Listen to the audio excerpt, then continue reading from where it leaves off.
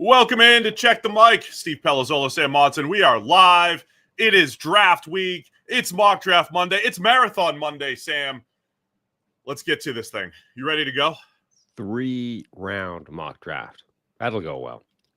On Marathon Monday, right? It's Boston Marathon today. It's Marathon Mock Draft Monday, as you just dropped in the chat. We woke up, can't even decide how we're going to do the mock. We're arguing. What are we going to do? We're flipping picks. We're going to go back and forth on picks. We're doing 3 rounds. How do you want to do it?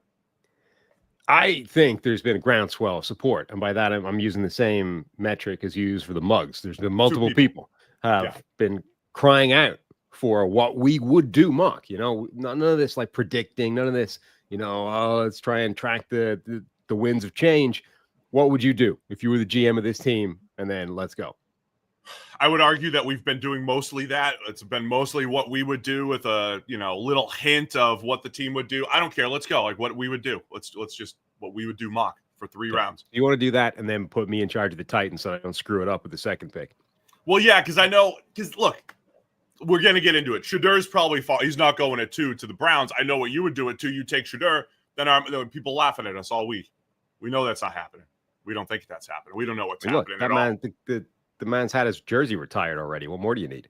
That's a good point. All right, we're going to do this thing? Yeah, let's go. How long is it going to take us to get through 3 rounds? Quite a long time, I would imagine. Get the PFF mock draft simulator up. Do you want to go first? I really don't care. Yeah, I'll go first. All right. Since you don't trust me to do the right thing. My camera angle always changes massively on the actual stream compared to what I'm looking at. Showing all sorts of stuff. All right. First pick. Number 1 by the overall. Way. No surprise. Tennessee Titans are taking Cam Ward. That's what I would do. That's what I think will happen. It's the pick. All right. While we're talking through all of this, don't forget, we're going to be live Thursday night. We have a big week here at Check the Mic. We're doing the 3-round mock here today. We've got Chris Sims on the show tomorrow. We have your viewer mock Wednesday, 10:30 a.m., so you're going to show up and you guys can do your mock draft leading up to Thursday night. We'll have no Thursday morning show, but we'll be live Thursday night, 7 p.m. before the 8 p.m. draft. We'll be live all throughout round 1 and all through day 2, rounds 2 and 3. All right, Browns at 2. Again, maybe I've come to this conclusion too, that I would go Travis Hunter here. I think that's where the Browns are going to go. So look, I've said Travis Hunter over Abdul Carter over the last few weeks. I love Abdul Carter. I think for any team, I want to play. I want to play the Travis Hunter game. I want to do it. I want to see what I can get for 1.5 to 2 players here.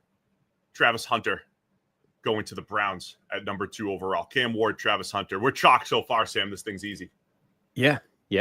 Now, this one's kind of interesting because you can still argue the Giants absolutely still need a quarterback with Jameis Winston, with Russell Wilson.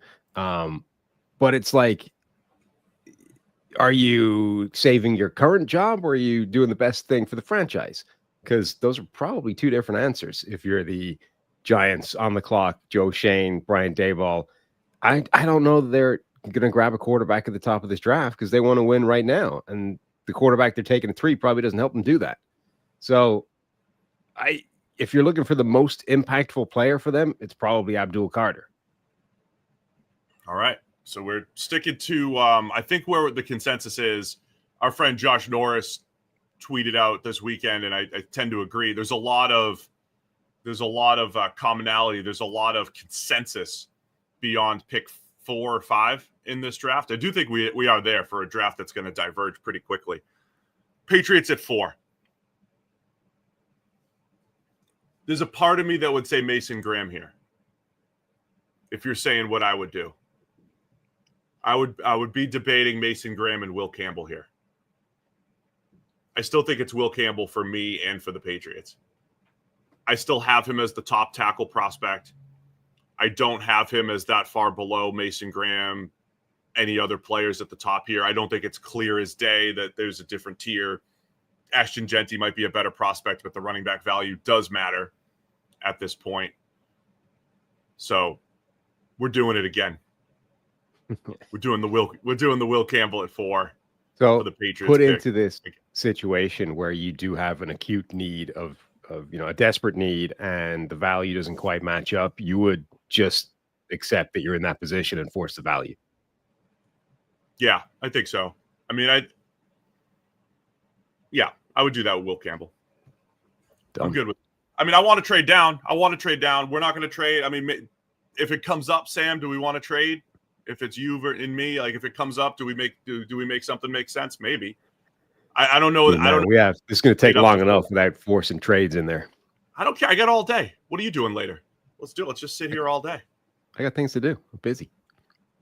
Jags at 5.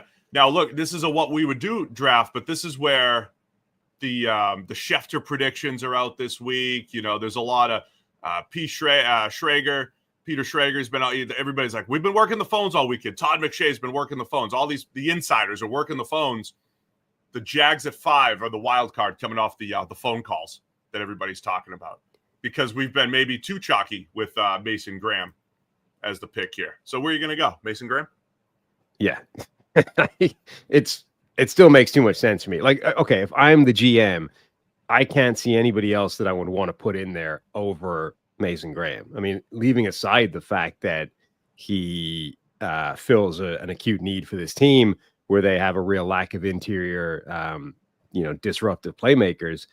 Ashton Jeanty aside, he's the best player left on the board as well. Like, I mean, okay, the PFF big board has Tetairoa and McMillan ahead of him. I disagree with that. I mean, I think you can argue Mason Graham is easily the best player left in this draft as well. Again, sort of adjusting for the Ashton Jeanty running back thing. So I wouldn't take a running back at 5 overall, at which point Mason Graham is the obvious pick. All right, here's where I'm going to start throwing wild cards here. You want to play the what we would do game. So you've got top 5 looks pretty similar to what we've done in the past, right? Yep. Abdul Carter, Will Campbell, Mason Graham over the last 3 picks. The Raiders at 6. We've done a lot of Ashton Jeanty at 6 to the Raiders. I think the tackles are in play for the Raiders. For me as well. Armand Membou, Kelvin Banks. Some rumblings about Banks going in the top 10. I'm going Membou here. Oh, you just I just accidentally clicked it. It's all right. We can fix this. We can fix it quickly. If you misclick something and Sam just accidentally clicked on Tetairoa and McMillan, so you got to go 3-round mock every team. We can solve this. Restart. Easy, no problem. All right. As you're resetting this whole thing, I'm going to retweet out that we're doing this. So the Raiders at 6, I'm going to go Armand Membou to come in. Thankful that happened at pick number 6, not pick number, like 66. If we're at pick 98 and you accidentally pick something, we just kind of roll with it. It'd be like, we put in the wrong card.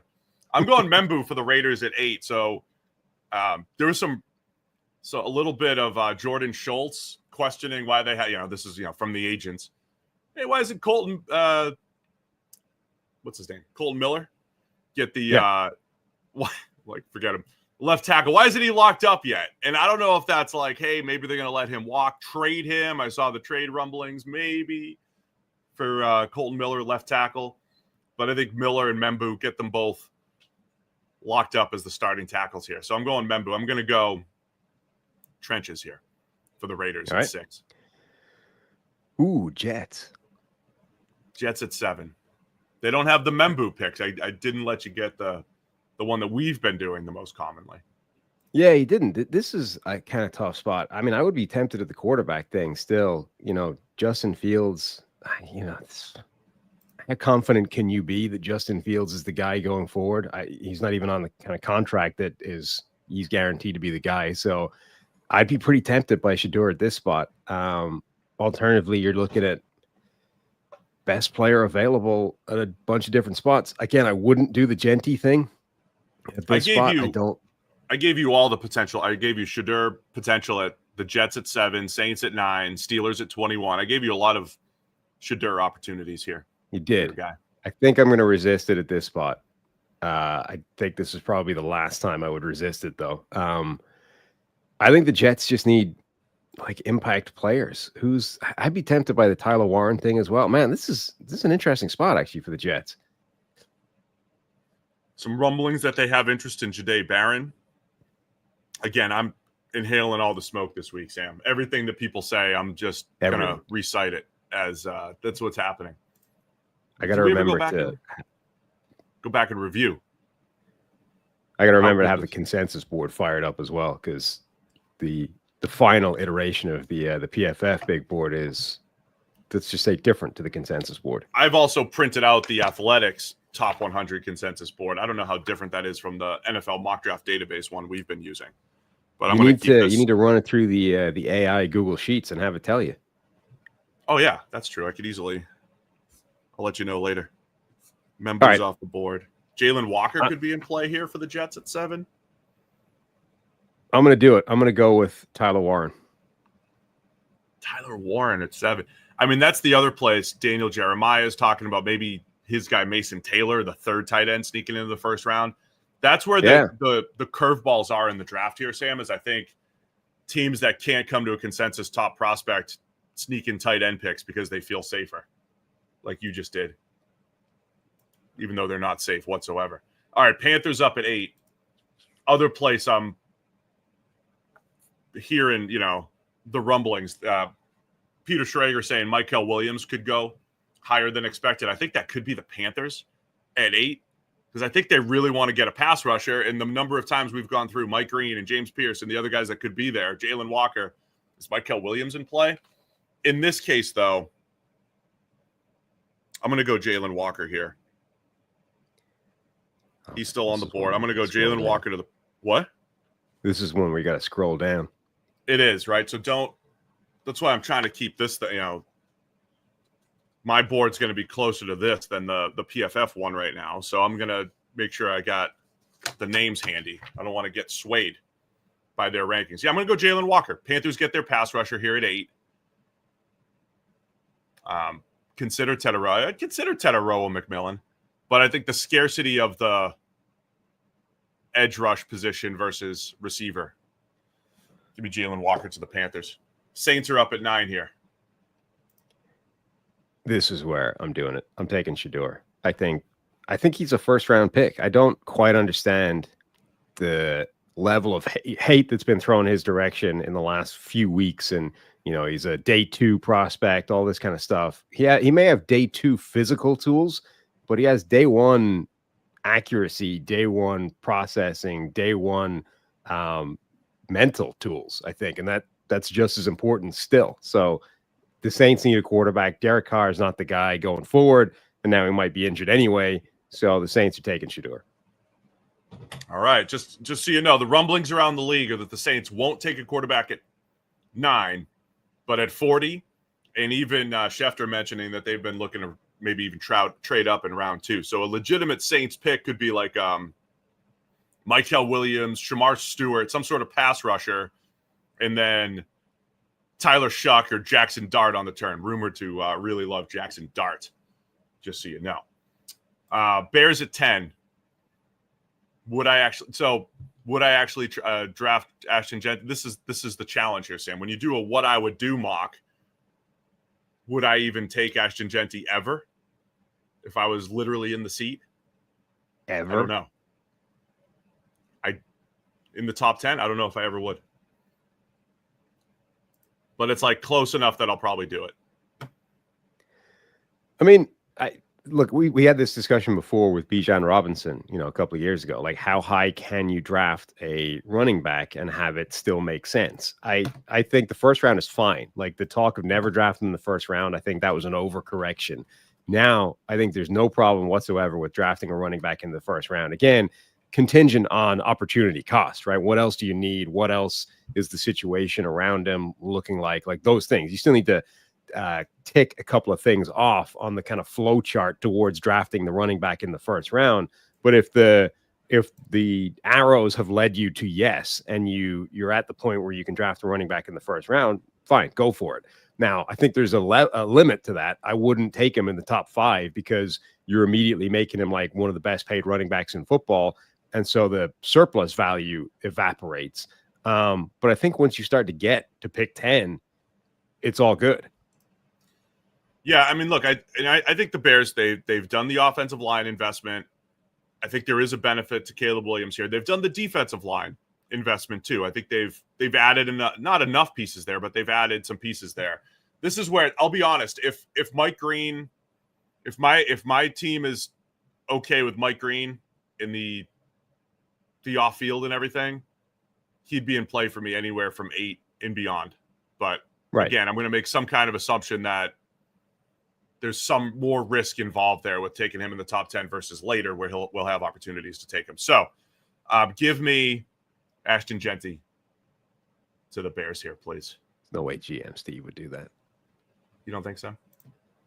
Probably not. I'd add more defensive linemen. You know it. Yeah. We got a top 10 done. We're flying because we're trying to get through easy 3 rounds here today. We've discussed a lot of these players, a lot of these fits for a while over the last few weeks. You're up at 11 for the 49ers here, Sam. Yeah. Bunch of different ways the 49ers could go. They need offensive line. They need defensive line. They need quite a lot, actually. So it's kind of like almost just find your favorite player that you can slot into one of those various spots. Walter Nolen is interesting because the evals on him are pretty widely spread. Like some people think that guy's a top 10 player. Some people think he's a day 2 player in a way that I don't think is true with a lot of these other kind of interior guys. The spread on them is much tighter, but the high end of Walter Nolen is pretty spectacular. Offensive line, we've already lost 2 of the tackles, Membou and Will Campbell. I think either one of them would make sense for the 49ers. Defensive line's been getting picked off. I'm going to take Mike Green. I think he's an immediate impact player on that defensive line. You're taking Mike Green. I would love that fit opposite Nick Bosa and all of the depth that they've lost in San Francisco. So Mike Green at 11. I'm Cowboys at 12. I think the defensive line would be great here. I think receiver would be fantastic. We both love Tetairoa and McMillan more than say Matthew Golden, Luther Burden, the next group of receivers wherever you have them. I like McMillan here for the Cowboys. I've done this a few times I think over the last few weeks. Give me Tetairoa and McMillan at 12 to the Cowboys. We've got McMillan and we've got CD Lamb now in Dallas. I like that quite a bit. Miami, I'm just not looking beyond the offensive line. I think they have so many needs on that offensive line and a group that's already kind of falling apart. Cornerback is definitely in play as well. But I think the offensive line, Tua is your quarterback. I need to protect him more than I need a starting corner. So I'm grabbing what I think is the best offensive lineman that's got some versatility because I'm not sure exactly where I need to play him yet. I'm going to take Kelvin Banks still at 13. That's been a pretty common pick for us. Yeah. Pretty common pick there. The Colts at 14. I see. This is where me being the GM, I'm not just picking Colston Loveland because he's the tight end next up on the board. I do think, though, even though he kind of did that for the Patriots. No, because I like Will Campbell as a prospect too. Oh, but you hate the tight end, so we're not doing that. Yeah, I don't want to take Colston Loveland. I don't want to take those tight ends in the top 15. Just don't. Because positional value and prospect evaluations both matter. They both matter in this whole equation. So for Indianapolis, as I'm about to take a linebacker, Sam, and scarcity matters. So I think Jihaad Campbell's the clear top linebacker in this class. 3-down ability. We've given the Colts, this will change. We've given the Colts Schlesinger quite a bit in the second round when we've gone beyond first. I'm going Jihaad Campbell here for the Colts at pick 14. I really think from about 11, 12, I don't know, from 13 on, 14 on, he is in play in the teens as the top linebacker prospect. Jihaad Campbell here to the Colts. Puts you up on the clock for the Falcons. Yeah. Still desperately need defensive line, obviously. But a couple other needs in there as well. Let's see. What does the defensive line, the rest of it look like? Walter Nolen, Donovan Ezeiruaku, Kenneth Grant, James Pierce, Scorton, Jamar Stewart, Mykel Williams, Derek Harmon. I love Donovan Ezeiruaku. I think I would take him as the next guy off the board. Oh, you're doing Ezeiruaku to the Falcons again? We have a couple bets in there. Ezeiruaku not to the Falcons, right? We have a couple of those. I think you can make a case that he's the second best pass rusher in this edge class. And I don't think his run defense is I don't think it's a weakness in terms of physical traits. Like, I think his weakness against the run at the moment is an awareness problem, kind of a knowledge-based issue more than it's a power, technique, physical limitation. So I think he could easily end up being one of the top edge defenders in this class. So you got Ezeiruaku at 15. Let me update my sim here. A couple picks behind. So you have Ezeiruaku. Where's Banks? I got to add him still to the. I'm now taking care to move the cursor away from the big draft button once I made a pick. Oh, smart. Yeah, no accidental clicking. Because I'm using a big track, like the Apple trackpad thing. So it's not even a click. If you just accidentally touch it, that's the problem that I've been running into. So, Cardinals at 16. You and I have both been very much of the mind that we like the defensive line options here.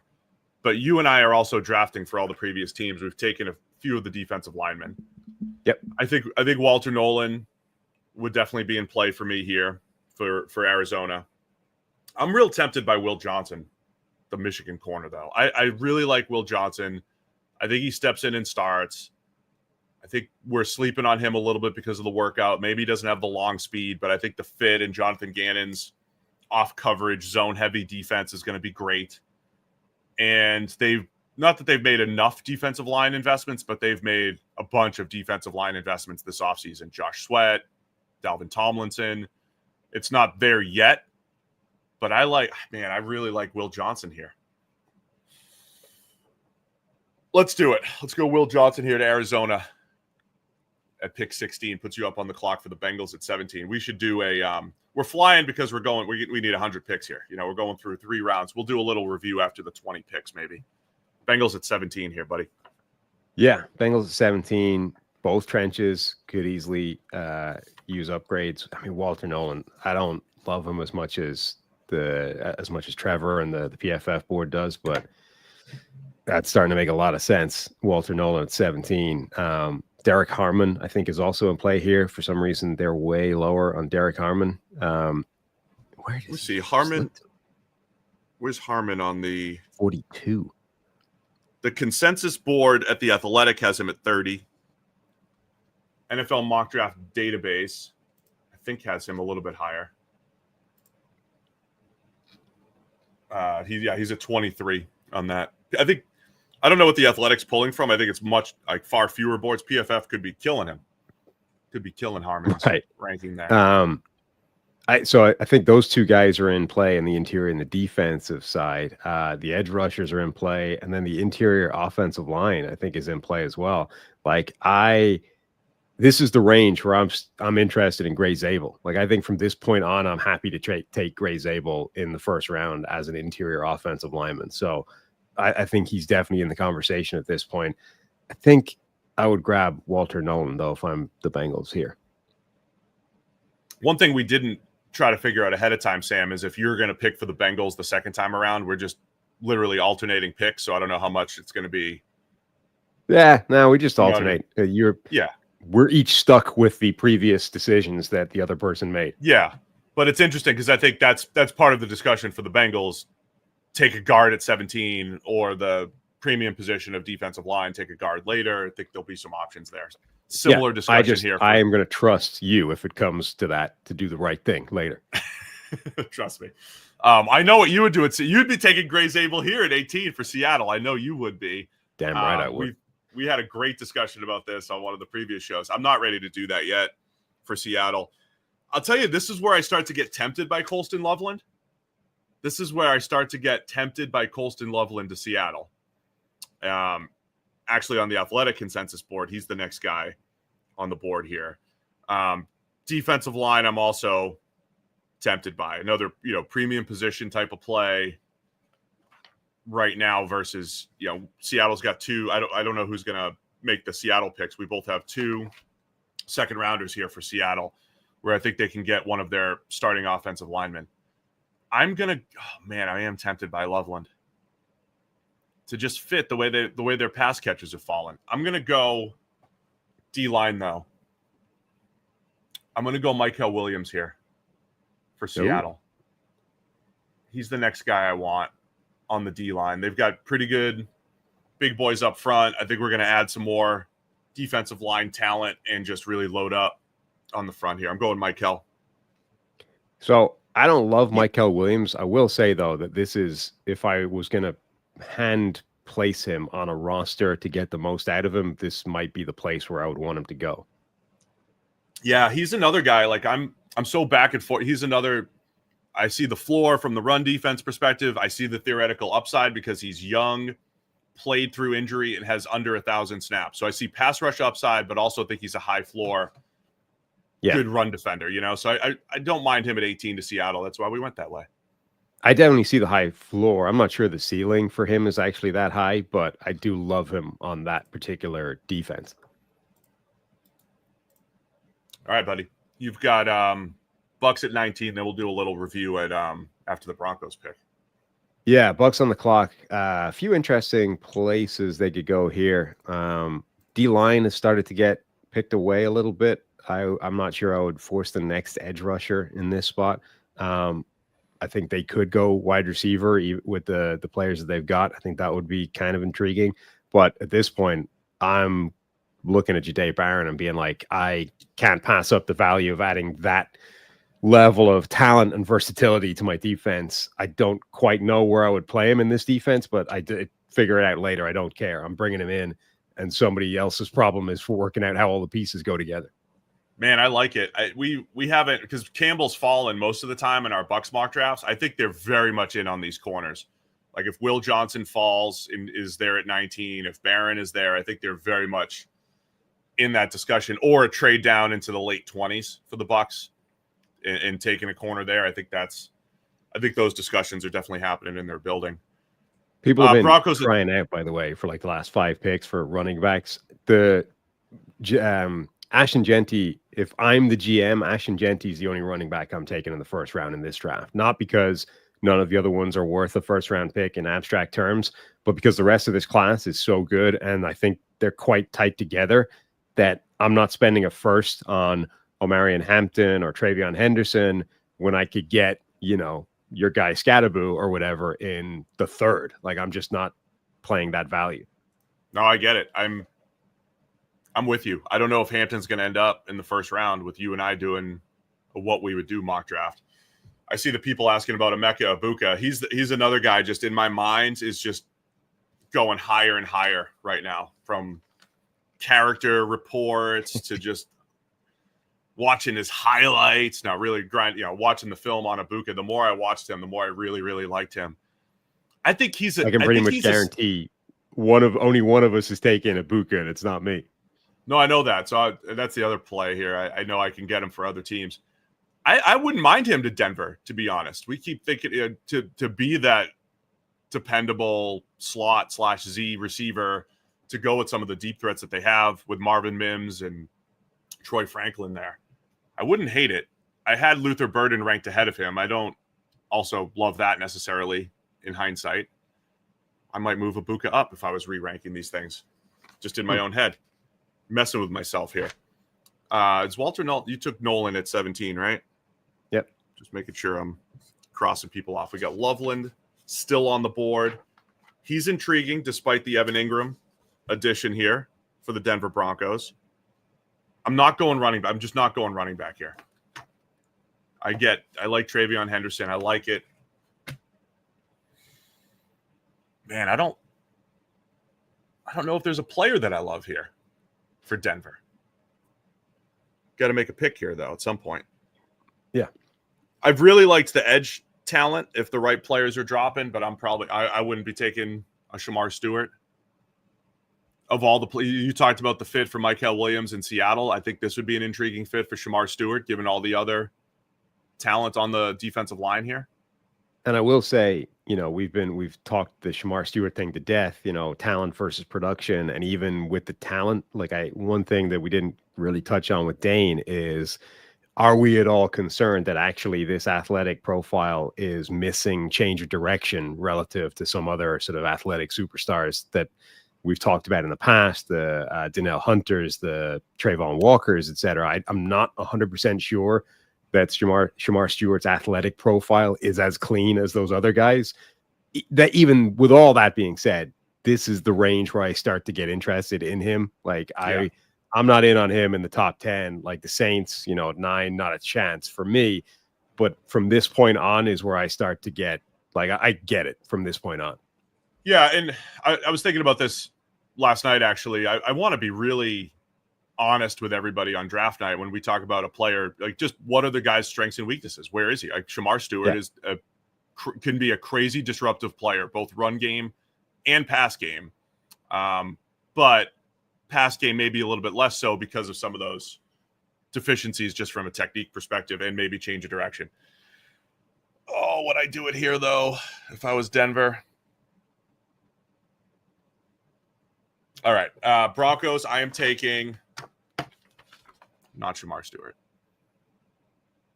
I'm going to go Colston Loveland at tight end here. Colston Loveland to the Broncos here. Pass-catching tight end, him and Evan Ingram right now. I'm going Loveland at 20 for Denver. All right, Pittsburgh, I need stipulation on what we're doing with Aaron Rodgers. Can I assume that Aaron Rodgers is my quarterback in 2025? I mean, based off his interview last week, I don't know. I mean, he is close. He's close. He's thinking about retirement enough. He's always thinking about retirement. I know, but stuff's really going on. That dude is, I think he's honest. He's very honest when he speaks. I'll say that, right? Yeah. So he's honest when he speaks, and you hear enough indecision, right? I don't think I made a lot of Aaron Rodgers jokes and this and that. I mean, I think he's really close to retiring to the point where the Steelers have to have contingency. This has to be a contingency draft. And for them, it might be, we'll just trade for Kirk Cousins if we need to. But long-term contingency, I don't know if he's going to be there. Well, this is the problem with because Rodgers says, openly and outright that I don't have a timetable for this. I don't care essentially what other people's timetables are. Pittsburgh needs to know by Thursday, right? Rodgers doesn't care. Rodgers doesn't need to know by Thursday. At the moment, he's not the Pittsburgh Steelers quarterback. So their timetable doesn't really matter to him, particularly as it doesn't sound like they are his optimal choice. It sounds like Rodgers wants to play for the Minnesota Vikings because they're closer to winning a Super Bowl in his eyes than the Steelers are. And if he could walk into that starting job with Kevin O'Connell there, that's what he wants to do. But they don't want to give him the starting job. So he's either got to go, well, if I want the starting gig, it's Pittsburgh. If I am willing to hang around and play that game and maybe retire, I can hang on for longer. But this is the problem with, if you want Aaron Rodgers, you've got to give him space. You got to let him make his mind up. You got to do all those things. Unfortunately, that's going to mean that you don't know if you have him or not when it comes to round one of the draft. And that's a real problem spot for the Steelers, because if they don't have him, they don't have a quarterback. And they either need to overdraft the guy again, right? Jackson Dart becomes a new Kenny Pickett in terms of he might not get touched for another round or so, but we need a quarterback now. So we're taking him, or Jalen Milroe, or whoever it is, Tyler Shuck. Somebody's got to get taken at 21. Or you say, we will gamble that Rodgers will eventually sign. If he doesn't, we make a desperate play for a Kirk Cousins or whoever, at the eve of the season, and we just figure it out from there. So I'm going to roll the dice and say we get Rodgers or we get an alternative. I'm not drafting one of these other quarterbacks at 21. I'm just not doing it. All right. I thought you were going to go Jackson Dart. I thought at the end of that you were going to go, I got to take Jackson Dart here. I just can't. I can't justify one of those other guys. The other part of this situation for Pittsburgh is they don't have a 2 because of the DK Metcalf trade. So, right, it is take one here this or nothing. Or wait. Yeah. Right. And if you want to trade up, like if they do want to trade up for Shedeur Sanders, not saying that they do, but if they did, they're potentially talking about getting rid of next year's first, maybe next year's second, and that much more investment in the quarterback position. Yeah.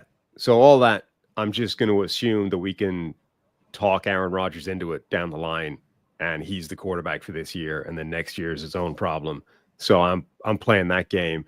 Malachi Starks, I'd be pretty interested in. We've had this argument before. I think they desperately need a new starting tackle because Broderick Jones just ain't that guy. So the tackles are in play for me. Josh Simmons. By the way, sorry not to interrupt, but I really think Josh Simmons and Josh Connerly, Simmons from Ohio State, Connerly from Oregon, might be going higher than we generally have them, or the consensus has them. That feels like every year the tackles go just a tick higher than we had anticipated. So I could see that, man. Yeah, I think one of those guys is definitely in play, and I'd be very tempted by it. But I can't overlook Kenneth Grant. I think that guy's got superstar potential, and at 21, with defensive tackles having gone, I'm grabbing him and loving it. Taking Grant. Oh, that was the Chargers pick at 22. That was going to be the Chargers at 22. Can't be taking that guy. All right, Chargers up at 22 here. Do you want me to do a quick review? Okay, sure. I'm keeping up too. Kenneth Grant to Pittsburgh. All right, let's go. We're 21 picks in. Cam Ward to the Titans, Travis Hunter to the Browns, Abdul Carter to the Giants, LSU tackle Will Campbell to the Patriots. Number 5 was the Jags, Mason Graham, defensive tackle Michigan, Armand Membou, the tackle out of Missouri, to the Raiders at 6, Tyler Warren, tight end from Penn State, to the Jets at 7, Panthers at 8 take Jalon Walker, linebacker / edge from Georgia, Shedeur Sanders to the Saints at 9, Ashton Jeanty to the Bears at 10, Mike Green, the Marshall edge, to the Niners at 11, Tetairoa and McMillan, Arizona wide receiver, to the Cowboys at 12, Kelvin Banks, the Texas tackle, to the Dolphins at 13, Colts, Jihaad Campbell, the linebacker out of Alabama, at 14, 15, it's the Falcons taking Donovan Ezeiruaku from Boston College, the edge rusher, Will Johnson, the corner out of Michigan, to Arizona at 16, Bengals take Walter Nolen, defensive tackle out of Ole Miss, Seattle at 18 takes Mykel Williams, edge out of Georgia. Jahdae Barron, the corner out of Texas, goes at pick 19 to the Bucs. 20 is the Broncos. Colston Loveland from Michigan. And Michigan teammate Kenneth Grant goes to the Steelers at pick 21. That puts the Chargers on the clock at pick 22. And this is where, despite our wide receiver rankings from a few weeks ago, this for whatever reason, in my own head, Emeka Egbuka, I want him to go higher than I had anticipated previously, and he's just growing on me more and more. Emeka Egbuka to go with Ladd McConkey as the 1-2 punch at receiver for Justin Herbert. Give me Egbuka here for the Chargers at 22. That's what we're doing. Egbuka over Matthew Golden. For me, definitely. I mean, I don't like Golden as much as others. This is what we're doing. I like Egbuka here, man. All right. Packers. You're up with the Packers at 23.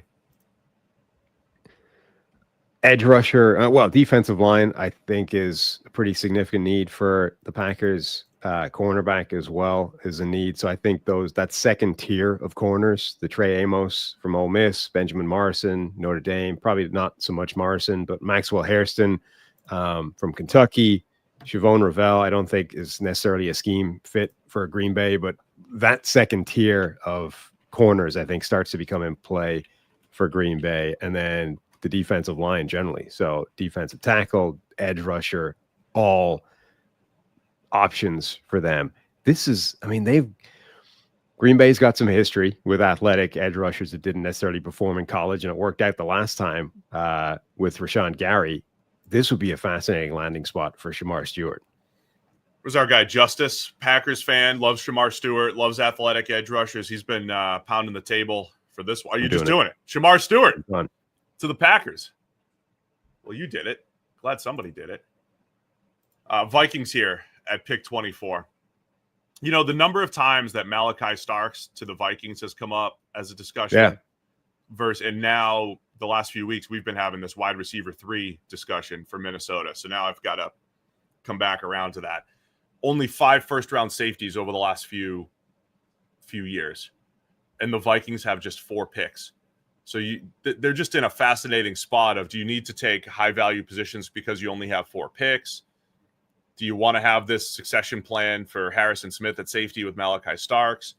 Do you want to get a wide receiver 3? And we talked through that pretty in depth last week. Not only a wide receiver 3, but some Jordan Addison insurance going forward. So it's a really interesting spot here for the Vikings. Do you want to take Gray Zabel and complete the overhaul on the offensive line? New center, new right guard.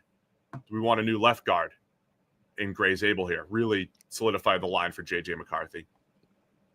I mean, I think that would be an awesome pick, but I think I'm going to do that in this iteration here. Nice. I'm going to go Gray Zabel. I love him in pass protection.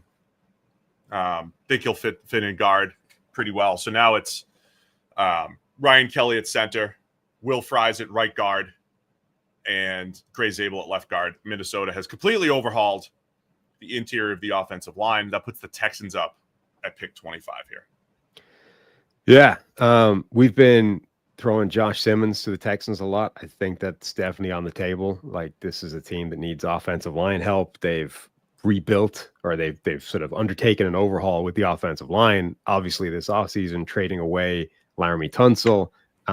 They've rebuilt it a little bit, bring in Camp Robinson as the stopgap.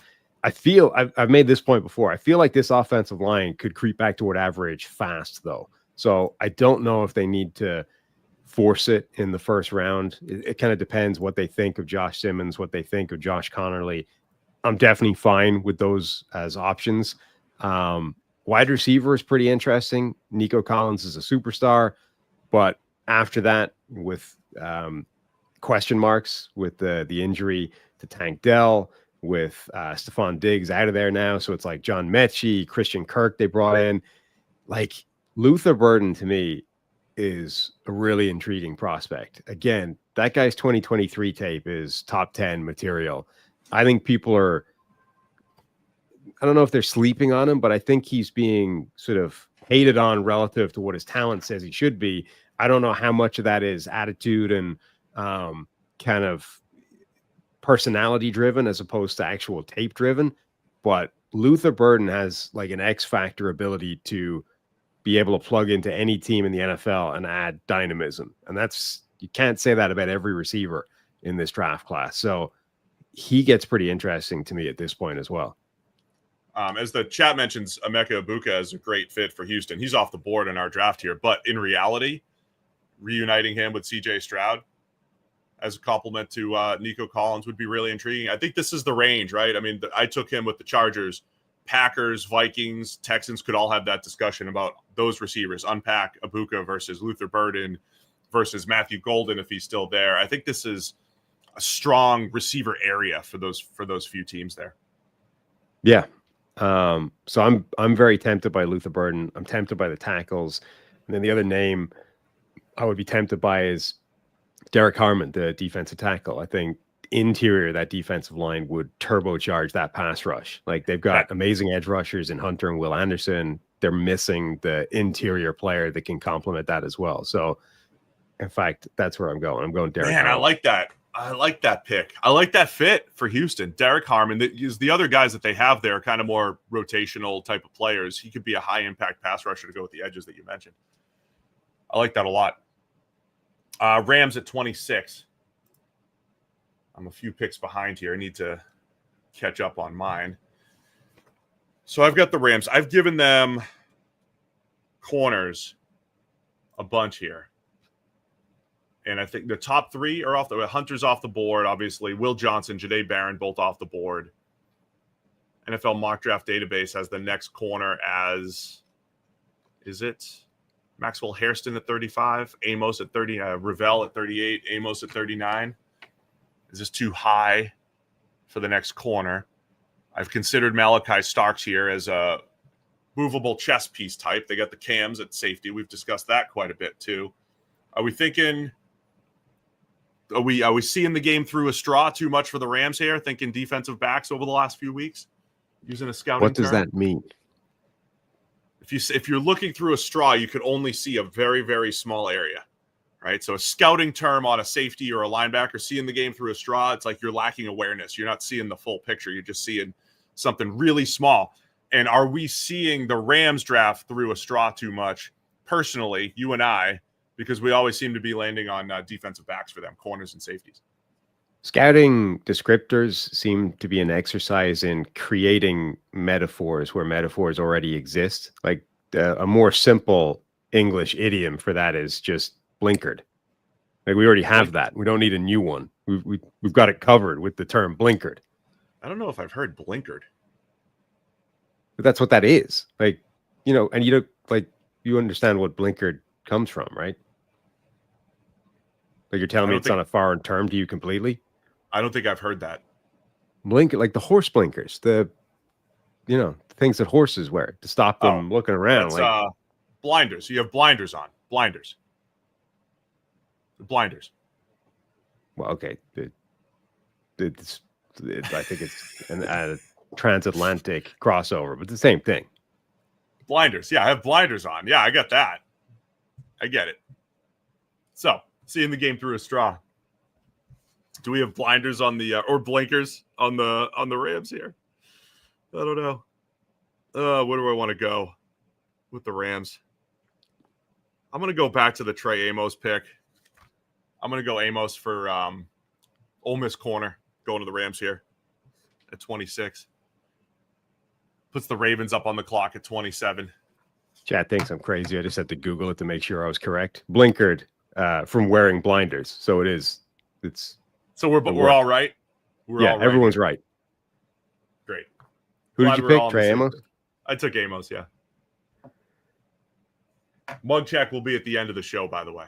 We're changing things. Mug check later for those asking. Ravens on the clock. You've been thinking about Luther Burden for a few picks here. Yeah. The problem, so on the one hand, Luther Burden, I think, fits into any offense in the NFL and brings that like dynamism, X factor, run after the catch ability. On the other hand, you start to get into quite a lot of teams where, not that there's redundancy necessarily, but that his ideal deployment pattern matches their best player or their best wide receiver. So like you would probably want to line him up in a lot of times in exactly the same spot that Amon-Ra St. Brown lines up, for example. So that takes, a team like Detroit out of the running. And the same thing I think is true for quite a few of the teams that are upcoming that would be otherwise natural Luther Burden landing spots. So I would like him to the Ravens, but I would struggle to know how much, like where he fits and how that all works. So there's a degree to which I'm not really interested in that headache. Whereas Malachi Starks at this point is starting to represent pretty crazy value. Malachi Starks, huh? Yeah. I've liked that fit. Doing that. I've liked that fit for Baltimore, for sure. All right. Detroit's up at 28. I would have loved one of the edge rushers that I really like that's not James Pierce to be here. I'm not going to make that. I'm not going to give Pierce to the Lions this time around. Right? Like we had that. The discussion we had there was he's not a dog, man. He's not one of those guys that's going to fit in there. But we made the discussion, can you handle one non-dog amongst the pound? You know what I mean? Like can Dan Campbell and the rest of the Detroit culture get the most out of James Pierce? I would have that discussion, right? If I'm the Lions, because I think he's a top 10, top 15 type of talent here. Yeah.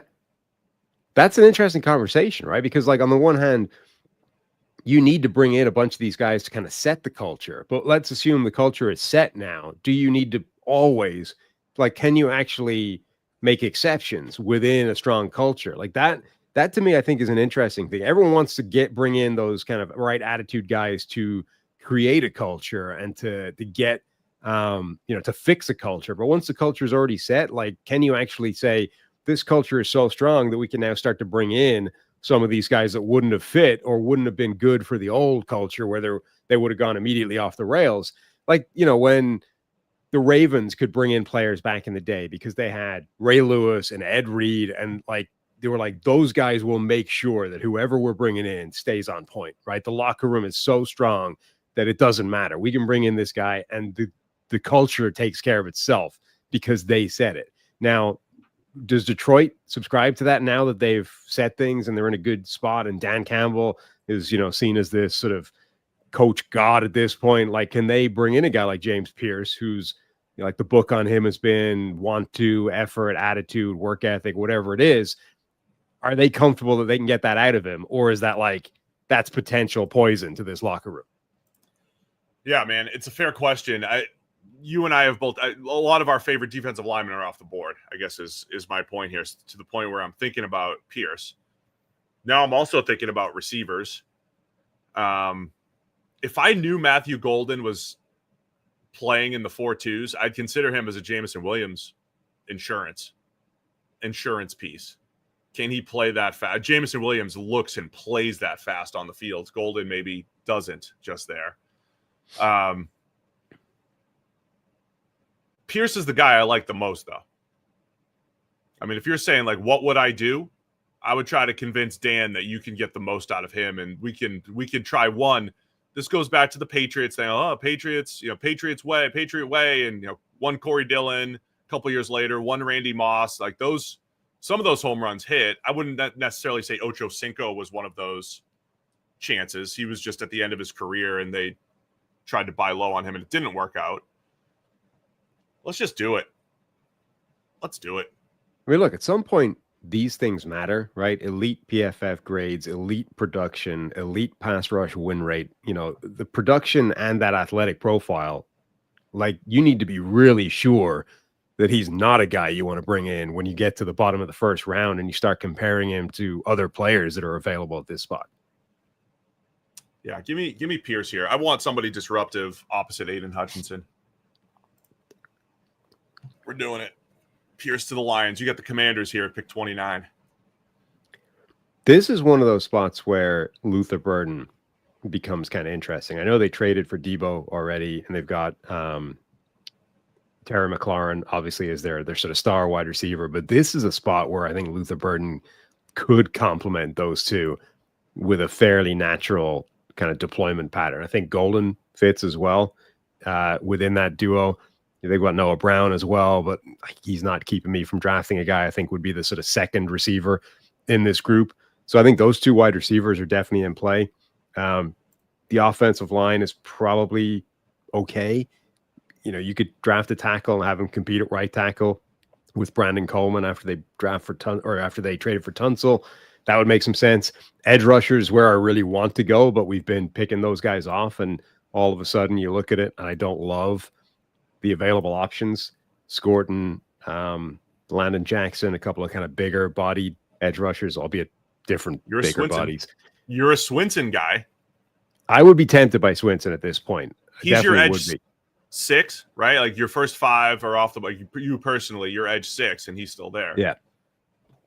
Just throwing that out there. I would be very tempted by Swinson at this point. I think, though, just in terms of value, this is where I would grab one of these two wide receivers.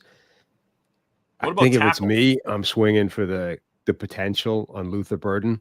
I mean, ultimately, Matthew Golden's got like 3 games of anything approaching Luther Burden level play in 2023. I'm banking on that talent and production.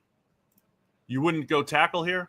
Okay. Luther Burden. Again, I'd be thinking of it. I think they could definitely bring in one, but like I'm bringing in a tackle who could compete to play right tackle, who might, versus a guy who might be okay anyway, or take a guy who a year ago would have been, I think, a top 10 draft pick. I just printed out my annual, basically the surplus value chart. I want to answer a question from the chat. Why are we so low on Amarian Hampton? It is the risk of the running back discussion in the first round is partially, can you find running backs later, especially in this draft?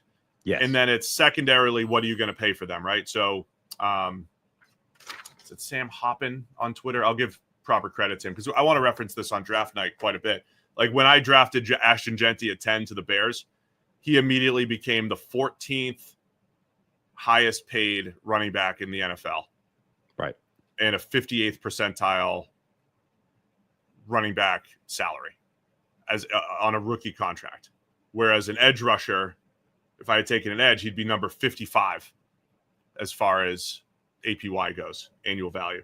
Now, it's not as bad later in the first round. You're talking about the 23rd ranked running back, and it's 29th percentile. But you're still talking about the edge rush. Like all of the other, when we talk about positional value, it's the value of what they bring to the table to win games, but also what you're paying them relative to others, right? So all of that stuff is factored in. The surplus value thing in the contract, I think that's the argument for how high you can draft a running back in the first round. Like, that's why I'm not, no matter how good Ashton Jeanty is, I'm basically not taking him at 4 or 5 overall, the Patriots or the Jags, because the contract he's on immediately makes him one of the best paid players in the NFL.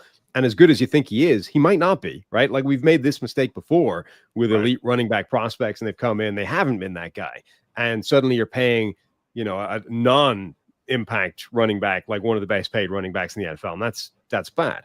So I wouldn't take him that high. I think that argument starts to become fine once you get into that Bears area where we drafted him, where you can say, okay, he becomes, 15, running back 15 in terms of salary. That's okay. We can make that call. Anywhere in the bottom of the first round, I think that's fine. So the discussion there becomes 3 things. Number one, do we have an offense that's good enough for a running back to come in and make an impact? Yes or no? If it's no, don't even think about it. If it's yes, then the second question becomes, who's on the table? Who are we leaving on, the table to make this pick? Is there, an impact player where the depth is not as good in this draft, edge rusher, other positions where you can grab that guy, in which case I would take that position. And then the third thing in question is the depth in this running back class is so good. And look, Jeanty is special. I think the gap between Jeanty and any other running back is huge. So if I have a shot at him, I'm jumping all over it. Omarion Hampton, we both agreed he is RB2 in this class, but I think the gap between him and RB3 through, whatever is a lot tighter than it is certainly between him and Jeanty. So, I wouldn't be hugely confident that he's going to be the second best running back in this class. And, the guy that we have ranked as like the 6th best running back in this class might be available, in the second or the third round. So again, I'm not going to gamble on the first round when I can take a guy that's similarly ranked maybe 2 rounds later. Yeah, I'm with you, man. I'm with you. I think those are worth. We'll rehash again Thursday night when we're having those discussions about Jeanty and where he goes and the whole thing. So, so Bills at 30. I'm going to go. One of my favorite picks here is Chavon Ravel, the cornerback from East Carolina. I like Ravel here. So they just brought in Tre'Davious White. They just reunited with Tre'Davious White. Love that as an insurance play for the Bills. White's not playing the best ball of his career. He's getting a little bit older, always been injury prone, banged up over the last few years. I like Ravel here, though, to complement Christian Benford and give you the future at corner for the Bills. All right, let's make the pick. Chiefs at 31. Oh, you have Josh Simmons there at 31. Rumblings about them trading up for a guy like Josh Simmons, Ohio State tackle. Josh Simmons would certainly be interesting. Connerly as well. We've talked about before. That's been a link for them. Where else could they go at this spot? I mean, honestly, they could be in the running back market. I wouldn't do it again for the reasons we talked about before, but it's definitely on the table. Defensive line depth, I think they absolutely need. So Landon Jackson, Braden Swinson, like that group, I would be intrigued by.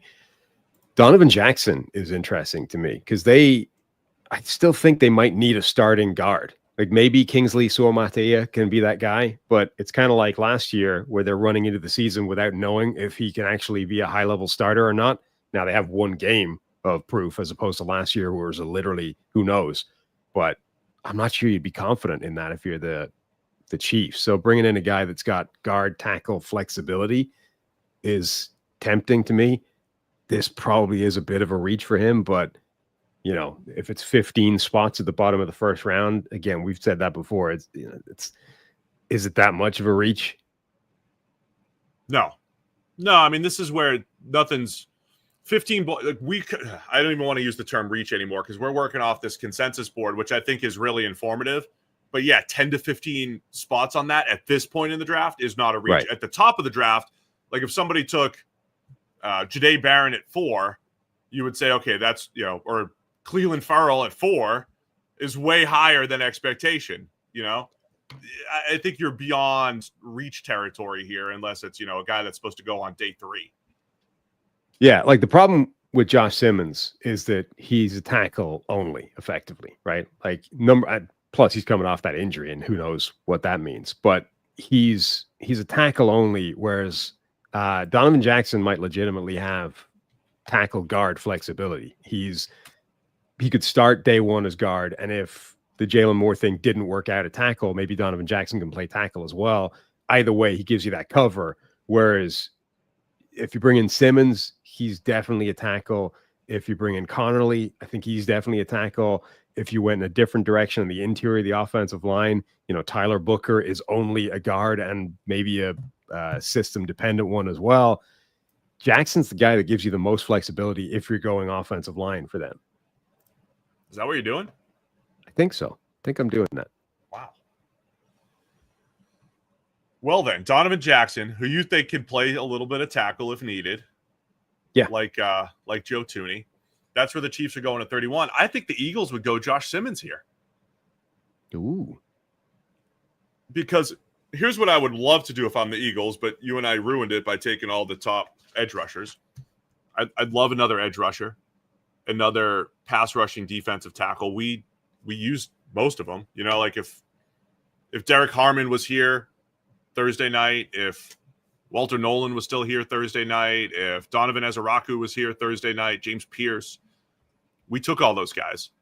So now I think we're into that second tier of edge rushers, probably the second tier of interior defensive linemen. I think the upside for Simmons is too great. I mean, even I go to Dane sometimes to see if in the Beast, if he has any sort of injury insight, and he's just kind of like, hey, it comes down to the medical for Josh Simmons, so he's not even to the point where he's specifically going to say, hey, he's going to go in the 3rd or he's going to fall to the 2nd or the patella injury is really serious. So we just don't know. We're not, you're adjacent to doctors, but you're not a doctor. So I'm going to go Josh Simmons here. Scorton's close. Scorton's close. I'm going to go Simmons here as your Lane Johnson insurance for the future. Staying strong on the offensive line in Philadelphia. The upside play of Simmons. And this would be that's a little how he does it again, right? Top 15 talent that they get at 32. And see if they can get him healthy. All right, so that's round 1. We have 2 more rounds to go, Sam. Taking about an hour. Easy. Is that expected? We got a probably 4-hour show upcoming. All right, let me first tell you about our friends over at ZBiotics, all right? Surefire way to wake up feeling fresh after drinks with friends. It's their pre-alcohol. ZBiotics pre-alcohol probiotic drink is the world's first genetically engineered probiotic. It was invented by PhD scientists to tackle rough mornings after drinking. Here's how it works. When you drink, alcohol gets converted into a toxic byproduct in the gut. It's a buildup of this byproduct, not dehydration, that's to blame for rough days after drinking. Pre-alcohol produces an enzyme to break this byproduct down. Just remember to make pre-alcohol your first drink of the night, drink responsibly, and you'll feel your best tomorrow. So spring is here, which means even more opportunities to celebrate warmer weather before drinks on the patio, that tropical vacation, or your best friend's wedding.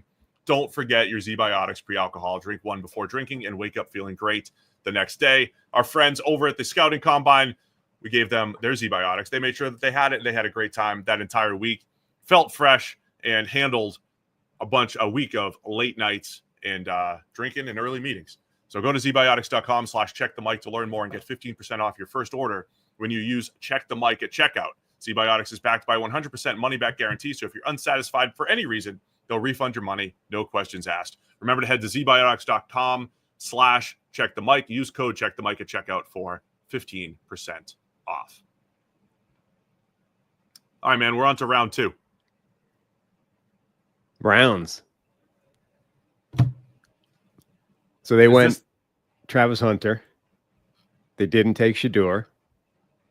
Quarterbacks are on the board. We've got Jalen Milroe. We've got Jackson Dart. We've got Tyler Shuck. Those are the 3 QBs that are being talked about as QB3. I think you're going to take one at this top of the second round. Is this the QB run here? Question PFF is, and Trevor still hate Jackson Dart, huh? Who do? PFF. Oh, yeah. And Tyler Shook. Yeah. I mean, to be honest, they hate all of them. I mean, look, for the 100 is the top spot available for QBs. Just so you know, Adam Schefter, ESPN.com, he has his he's been working the phones all weekend. As I said, the insiders have. There's a quote in his reporting that says teams, more than one. That implies at least 2 teams out of only 32. We're the 33rd team. There's 32 teams. Right. 2 have Tyler Shough as QB1 on their boards. Yeah. Just throwing that out there. That's at least 6%. Sure is. All 3 of those QBs, Jalen Milroe from Alabama, Jackson Dart from Ole Miss, and Tyler Shough from Louisville most recently, all 3 of those guys have been mentioned as potential first-round draft picks, right? Now, that doesn't mean they should be, but all 3 of them are getting talked. Like Jalen Milroe has accepted an invitation to the draft. The people have been talking about him going to the Steelers. Jackson Dart was getting that previously, and then Tyler Shough has started to get first-round conversation as well. So I think all 3 of those guys are in play at this pick. The question would be, me as GM, who do I like the best? Who do I think is the best fit for this team? Man.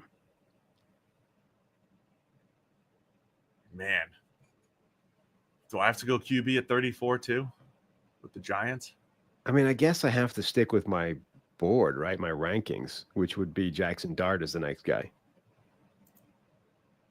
Yeah, scheme fit doesn't matter at quarterback. I mean, it's just you figure it out. If you think he's better, you got to go with them. I am intrigued by the upside of Jalen Milroe, right? Yeah. And not just the upside, but the floor is high as well because of that rushing ability. We've had this conversation over and over again the last few years. You know, being an athletic weapon at quarterback really raises the floor. It means you can come in. I mean, Justin Fields is still buying time to learn how to play quarterback because he's that athletically dynamic. Milroe's in the same kind of bucket, right? Like he's that athletically gifted. So you're going to have time to work out if Milroe can learn the quarterbacking part of things. And for him, it's like he's not non-functional at quarterback. It's just inconsistent. Like the decision-making is sometimes spotty and the accuracy is certainly spotty. But he actually wants to play quarterback. Like he can read defenses. He stays in the pocket a lot of the time. A lot of that stuff is quite good. So I'm definitely intrigued by Milroe, but ultimately I feel like the median outcome for Jackson Dart is probably higher than Milroe. You doing it? Yeah. Oh man. Giants at 34 here. So we took Abdul Carter at 3, your pick. I might go Milroe after all that discussion. To the Giants, Milroe sitting behind Russell Wilson, Milroe, Wilson, and Jameis. What a QB room. What a QB room.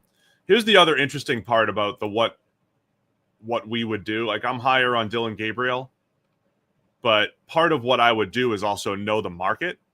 Right. And if I don't expect Dylan Gabriel to go in the second, I'm not just going to take him just because I have him ranked higher. So even if I'm one of those teams, like if you're one of the teams that has Tyler Shough as QB1, it doesn't mean you take him at 9 if you think he's going to be there at 40. You know, if you're the Saints, right? If the Saints have Shough as QB1, do you take him at 9 or do you play the game, right? So you got to play the game too. I think you have to go quarterback at some point. So give me Milroe. This will be fun. This will be a fun mock. Whew. It's going to be a fun mock draft. That's what I'm sensing. You're up with the Titans at 35.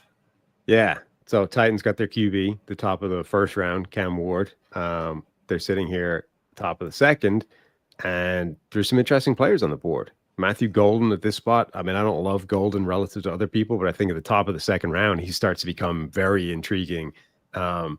I think he's a product this year of like a relatively weak top of the wide receiver class. I actually think the class is good, but the top isn't where it was a year ago, where we had like 3 guys that would be wide receiver 1 in most draft classes and a 4th who might be the best of all of them in Brian Thomas Jr. after a year worth of NFL evidence. Like nobody in this draft outside of maybe Travis Hunter is of that category of player. And I think that's why Matthew Golden is why Matthew Golden got pushed up, right? We're looking at him, we're like, because there's a lot of red flags for Golden, really. Like statistically, the guy has no kind of profile absent a few games late in the season. Texas were trying to make Isaiah Bond their wide receiver 1, not Matthew Golden, until it became clear, number 1, Bond got hurt, and then Golden kind of took over and went nuts. And then the 4.29 got everyone excited. But like, there's quite a lot of concerns for his profile for him to be this cast iron, first round draft pick, wide receiver 1 type of prospect.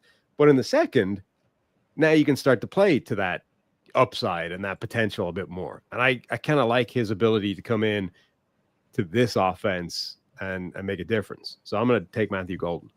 You're taking Golden to the Titans here. All right. Yep. Now, if the buzz for Golden is correct, he's definitely going round 1, and that's not realistically going to happen. This is going to look crazy. It's going to look a little crazy because I really think that is Iowa State receiver territory for the Cam Ward compliment, maybe a Luther Burden there. I don't think Golden is there on draft night. We'll see, though. We're now in the world where Marion Hampton is interesting. He's starting to become interesting. I got the Jags up here at 36. But Jaden Higgins is also interesting to me, right? So I'm also playing realistically the Jags at 36. I love Jaden Higgins from Iowa State here as a compliment to Brian Thomas Jr. Love that.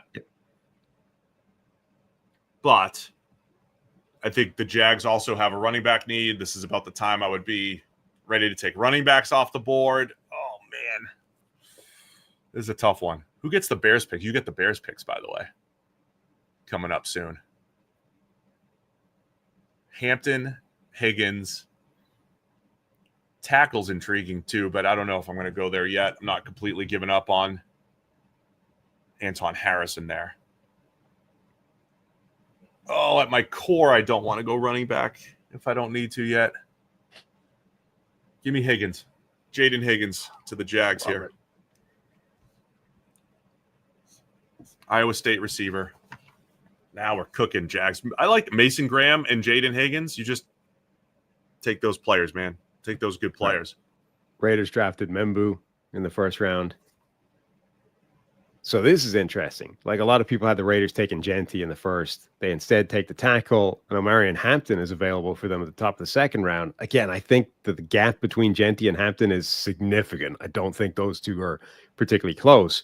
But that is an interesting exercise in terms of what could happen if you waited and you passed up on the blue chip running back.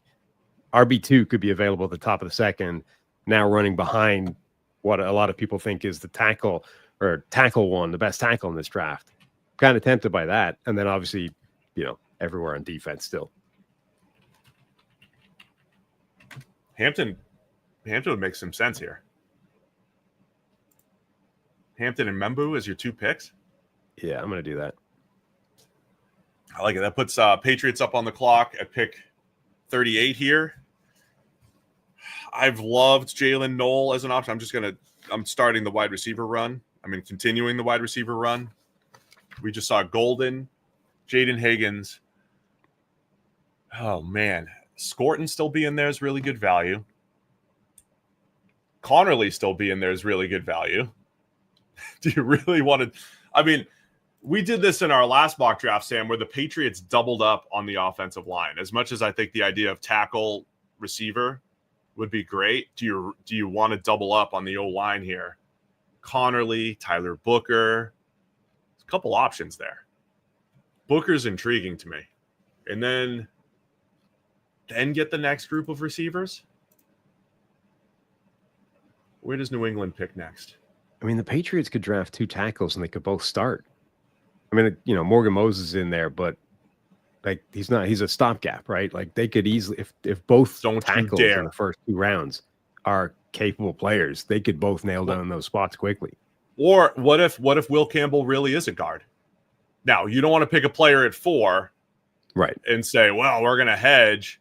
But it's not even a hedge. It's just getting talented players in there. And Connerly, if he sits for a year behind Morgan Moses. But that's why I was thinking about Booker maybe as a guard. And now you've got a starting left side. that offensive line is still so scary. I mean, it might have one viable player on it still. But that's why you might have to attack it in volume. Patriots pick I know. 69 and 77. So we're going to have 2 more picks today. So you'll have the 2, 69 and 77. I will trust you to get a Jack Bash, a Jalen Royals. You're going to take one. You're going to take a receiver there. I'm going Connerly. We're doubling up on the O-line here for New England. We get the Bears sandwich here. Bears at 39 and 41 with Saints in the middle at 40.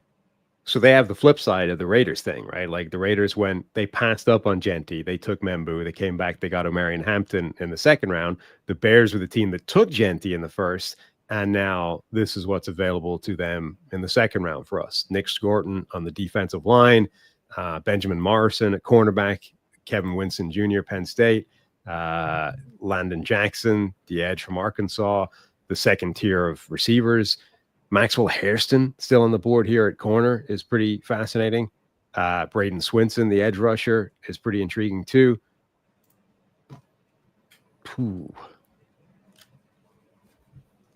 A lot of different options here. Bears fans were sensitive with my picks last week. They didn't like them. They're going to love your Jeanty, and then they're going to love it relative to what I did last week. Well, Jeanty gives me some breathing room. You know, they're not going to be quite as angry with me just because I got Jeanty. But I could probably turn it that sour now, depending on who I pick. Are you taking a running back with one of them? I might no. Because wait, I'm sorry. You already have Jeanty. I'm sorry. I'm in this headspace of you didn't take the running back the first time around, but I did for you. I'm going to say that Maxwell Hairston is value at this point. I'm grabbing him. Oh, they hate when you draft corners because they have corners. Yeah. They hate that. Look, I think he might. In fact, I think he probably will go in the first round. So I'm saying this is value to get him at 39. By the way, I have a history of drafting corners when teams don't need them, and then a year later they need corners. So just stick with it. Stick with it. We don't need corners. Well, a year from now you will. Never wrong. Just early. Yes. Saints at 40. Oh, man. Defensive line talents, interesting here. Next wave of receivers. But I got to go Nick Scorton here. I think the value is too good at 40 for the Saints to add another defensive lineman. Give me Nick Scorton, top player on the PFF board here. And I think the athletic consensus board, actually not that high. Mock draft database. Yeah, he's at 40. He's right. Yeah, let's do that. It's about the right value. Nice. I like it. So you went Hairston. I went Scorton. You've got the Bears up on the clock again. All right, don't screw it up again for the Bears. Between 2 players, defensive lineman, Darius Alexander, the defensive tackle from Toledo, and then Braden Swinson, the edge rusher from LSU. I'm taking Braden Swinson. I think, again, that guy's got first-round ability. I think he's a steal at this point. Swinson, huh? At 41? Mm-hmm. Do you think the market's going to be that high on him? I honestly think it could. So every now and again, you get these players where, look, obviously we're at draft time. It's sort of saturation. Everybody's got an opinion. You know, there's people commenting on all these guys. There are people, I'm trying to think of the way to phrase this. Of all the people talking about the draft, in your own mind, you will segment some of them into, these are people whose opinions I trust and are smart and are, you know, they know what they're looking at. And there are other people that don't necessarily fit into that category, right? And every now and again, you get a player where the first group of people are all very much aligned on him and like him. And the second group of people might not, and they might be other like, and the reverse is true, right? The first group of people are like, nah, I'm out on this guy. Don't like it. Don't see it. And at least in my brain, it's a check. It's a thing to note, right? Like this category of people whose opinion I think carries more weight than the second group are aligned on this player. And I think that's true for Braden Swinson this year. All of the people that I've seen really high on him are in that kind of first category of people. So I'm projecting forward to think that if that's true, I think the NFL might be higher on him than the consensus board, for example. And I think he could sneak into the first round. It's an interesting take, Sam, that judge the sources and the people where the buzz is coming from. Effectively, what I'm saying in a nutshell is the ball knowers like Braden Swinson. The ball knowers are in on Swinson, including me, edge 7 for me, right near you. So I like it. I think that's a good pick for the Bears. I don't know what their fans think. Curious. All right, Jets for 42. Where do you guys think you fall in the I can trust your opinion scale? We're 10s, right? You can trust us. Oh, we're nowhere. We're not on that list. You're a 5. I'm like a 9, we'll say. All right, Jets at 7. You screwed it all up by taking Tyler Warren. I mean, Jets at 42. At 7, you took the tight end. Mm-hmm. So this is how my brain works here. Nick Eamon-Worry is the next on the athletic consensus board. He's the next available player. My brain is saying if I'm the Jets in a rebuild and I walk out of this draft with a tight end and a safety with my first 2 picks, man, what did we do? What did we do here?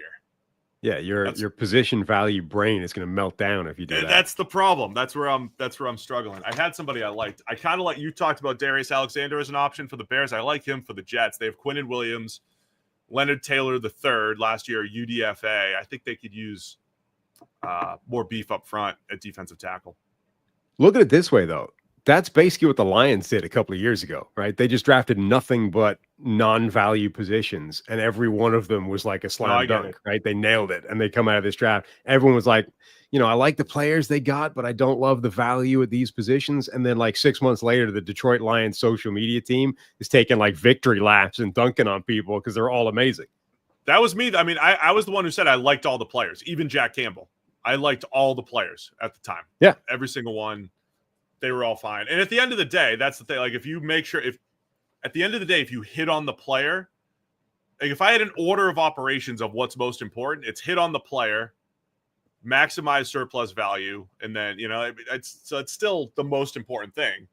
But the reason why you consider the surplus value thing is that you could be wrong, right? You have to think probabilistically here.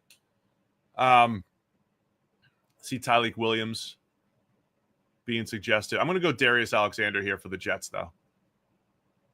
He's my next guy I really like. Defensive interior. Alexander to the Jets. You're up with the Niners again. 49ers went Mike Green from Marshall in the first round, got some edge rusher help. Second round comes up. Benjamin Morrison, it's kind of interesting. What is the cornerback group left? Because I think PFF's rankings on them will have them all over the place. Benjamin Morrison, Darian Porter. How do we decide we were saying Ezeiruaku. Thomas. The Florida State corner is available there still. That's the next sort of tranche of corners, I think, is that trio. They're definitely in play for the 49ers at this spot. Offensive line is in play as well, given their problems there.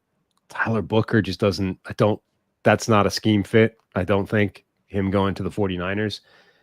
No. Ursary would be an intriguing option. Which is crazy because Aaron Banks didn't feel like a scheme fit either. And honestly, I don't think he was great, but he was serviceable enough and, just made $20 million from the Packers. So somebody liked him. And maybe he wasn't a scheme fit. The Beast says Azarie, Steve Weber. Azarie is what they say, not Azaria. Yeah. Azarie. So I'm going with Dane. That's what Dane said. I think Ursary is the pick here. Oh, by the way, I didn't mention his name for the Jets. I considered him for the Jets. Minnesota offensive tackle. You're taking him for the Niners, huh? Wow. Yep. All right. Cowboys up on the clock here at pick 44. This is an interesting one because I would if I'm Dallas, I would really love to come away with an edge rusher. I think the value's dwindling at that spot the way we're drafting. They have Marshawn Nealon, last year's second-round pick. They're expecting more from Sam Williams, Dante Fowler. Like, they at least have bodies there. Linebacker is interesting with Schlesinger. There's a few teams. We've given Carson Schlesinger from UCLA to the Colts at 45, a bunch, but they just took Jihaad Campbell. Schlesinger, I think, is a really good fit in the second round for several teams here. Maybe the Falcons in a little bit, the Cardinals. I really like that as an option. And then the other guy I'd be considering is Travion Henderson at running back here for Dallas. Those are the two I'm debating. I don't know if there's someone else I should be considering. What does your consensus big board say? The Athletic one, just because I printed it out and it's easier to navigate because I'm highlighting it. Nick Emanwari, Tyler Booker, Travion Henderson. Booker's intriguing to play right guard. Right. Yeah. So that's where I think it. Man. And then the linebacker thing, you have DeMarvion Overshown has shown some really nice flashes. He got injured each of the last 2 years now. They brought in Kenneth Murray as a 1-year stopgap. I'm going to go Schlesinger here. Oh, but there's a few different options that they could have gone because I like him. I like him as a player, and I think there's a drop off at linebacker in this draft. Yeah. All right. All right, so you're up with Colts at 45. You did not give them a tight end in the first round because you hate the tight ends in the first round. So consequently, they're by far their most glaring need is still there.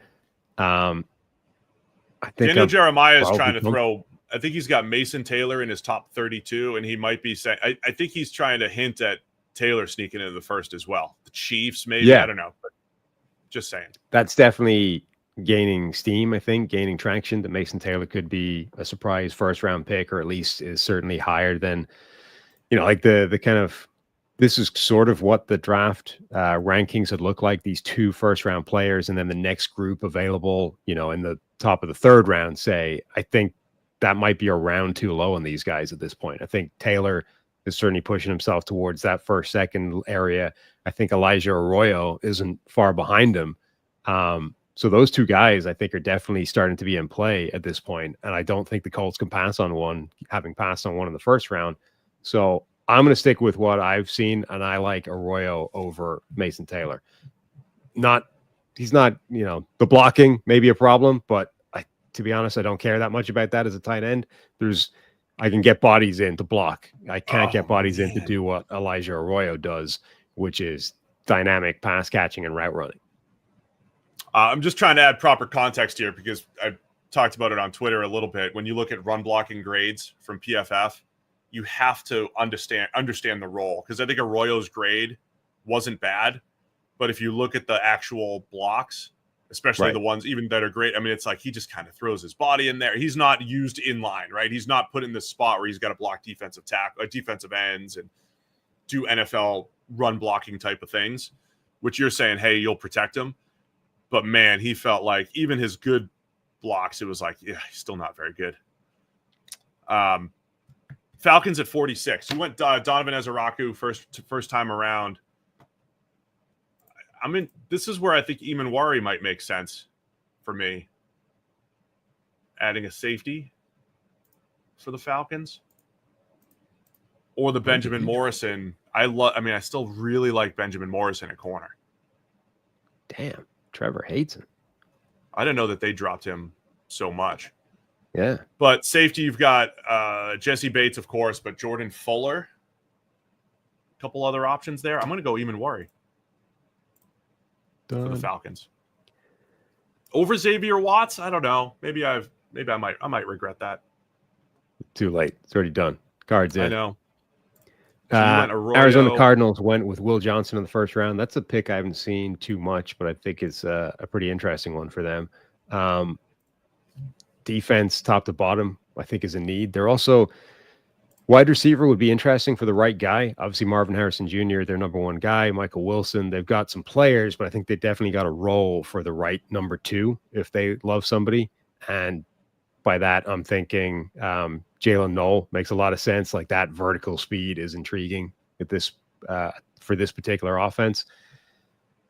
Who would be the defensive line, the front 7 guys that are top on this board? Like Landon Jackson, Tyreek Williams, Princely, McMillan. Landon Jackson would be JTT. interesting. Princely as a pure pass rusher. JTT grows on me the more I watch him. Did you forget about Jalon Nolen? No, I mentioned him. That's what I said. Oh, sorry.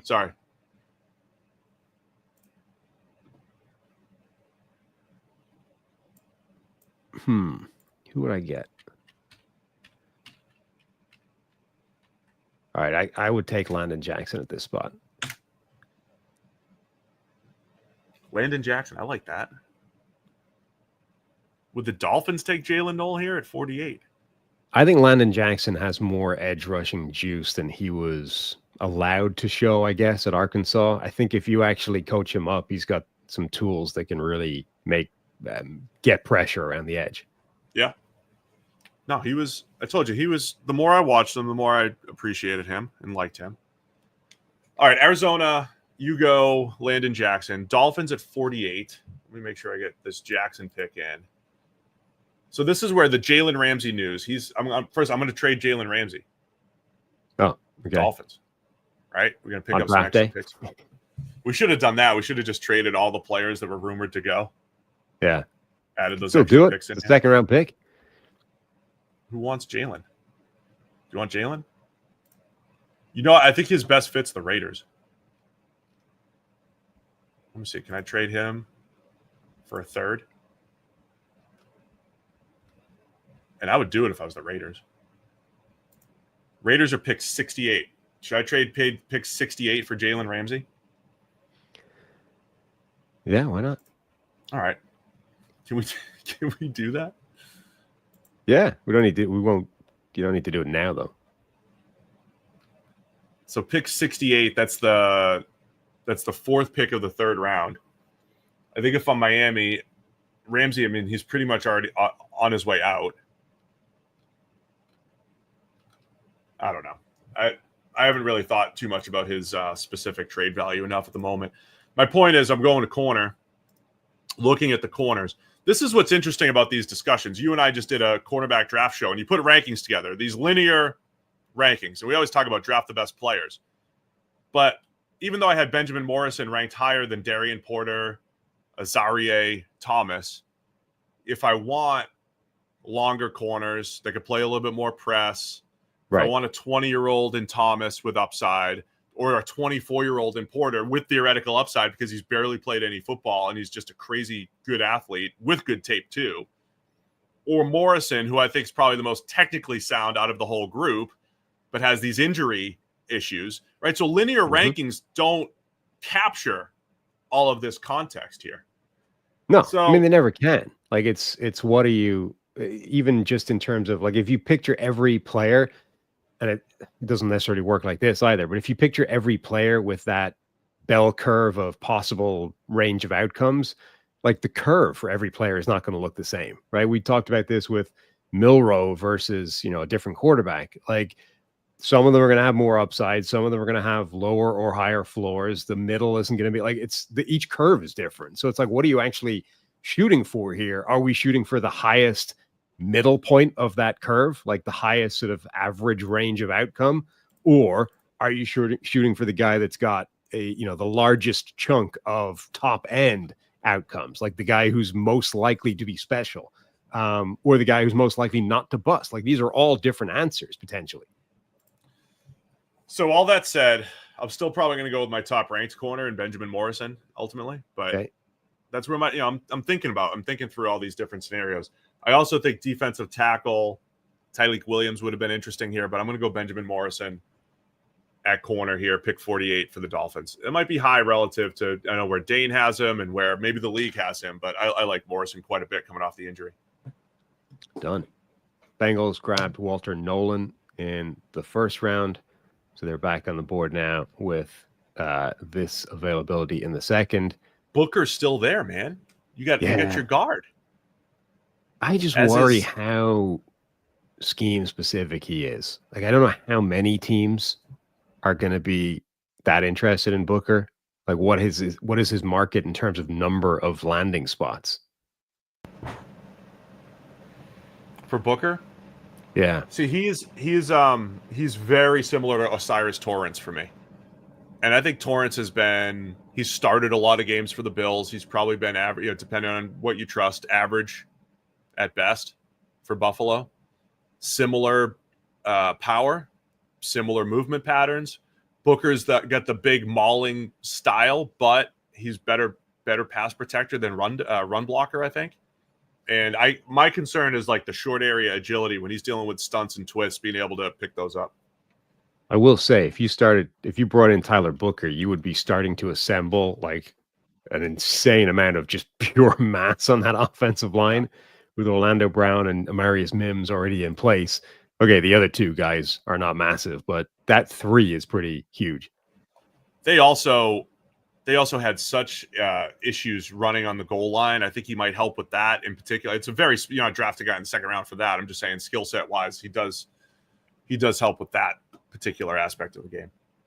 Yeah, they could also use Juice still on the defensive line, even though we've given them a defensive tackle. If the right edge rusher was here available, I'm going to take Tyler Booker though.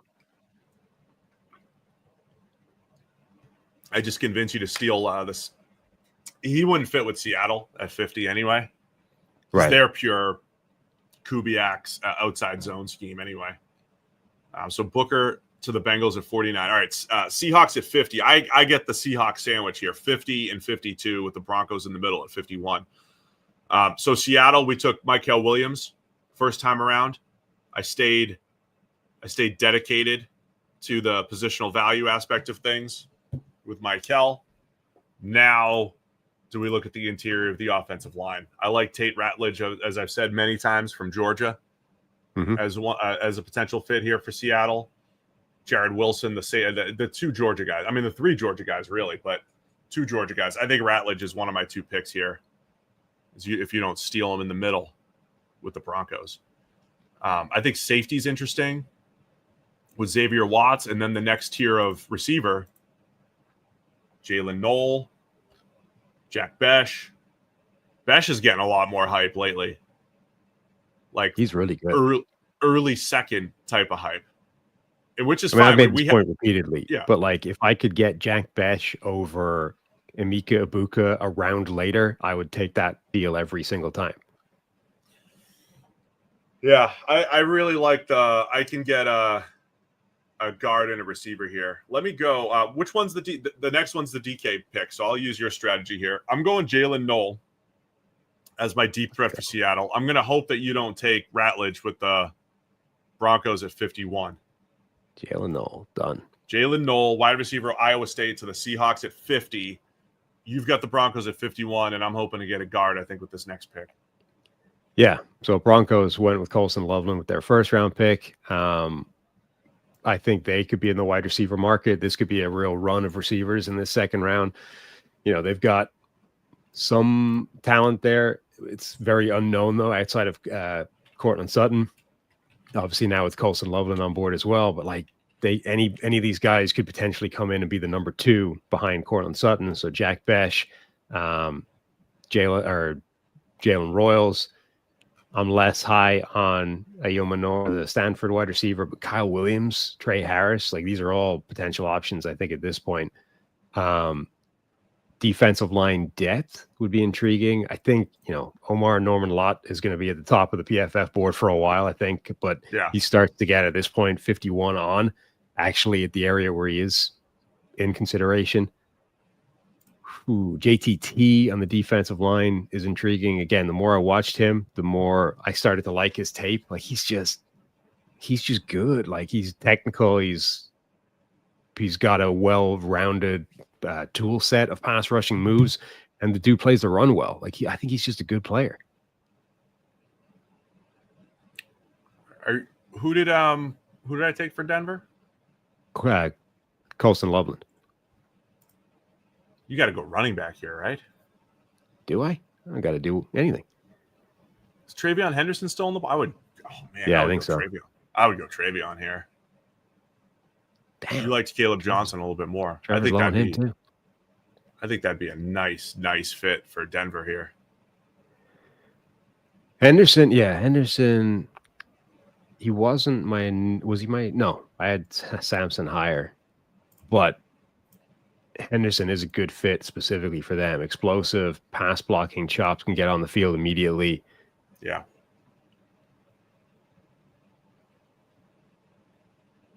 Oh, yeah, okay, fine. Take Trayvon Henderson. When I took Loveland, that was when I took Loveland, I was hoping running back. So you're fixing, you're piggybacking on my strategy there. All right, I said I would take Tate Ratledge. I'm going to stick with it.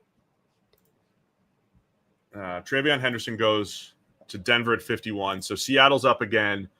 Mykel Williams in the first at edge. Jalen Knoll, the receiver. Where's Ratledge? I don't even know where Ratledge is on these boards, but I think this is good value for him in the second, despite what some of the boards may say. PFF's got him at 68. He's at 77 on this athletic board here. But you like the need pick. He's coming in and playing guard. I'm taking Ratledge for Seattle. Done. You have the Bucs at 53. Bucs went with Jahdae Barron in the first round just as a value pick for them. I think that was really nice. We're just about halfway through, by the way. Cooking. Halfway through. How did Stock Exchange, they got through 7 rounds? How did they do that? Well, it did take them 6 hours, to be fair. Oh, 6 hours. Okay. At some point, they must have just started clicking buttons, right? It's easy for Trevor, though, because his board is right there.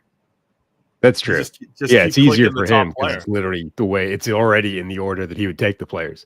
Yeah. So there was a bit of a gap, I think, in the defensive line talent, but I think it's starting to come back now. Like Princely, McMillan is interesting. JTT is interesting as well. Trev's really high on Jared Ivey as well, despite the awful workouts. It's one of the worst workouts of all time. It is, which is a shame because I really like Jared Ivey, and then the workout made me. I was thinking about putting him in my top 10, and then the workout happened. I'm like, can't do it. I'm going to take JTT. I think he's going to be a productive player for them.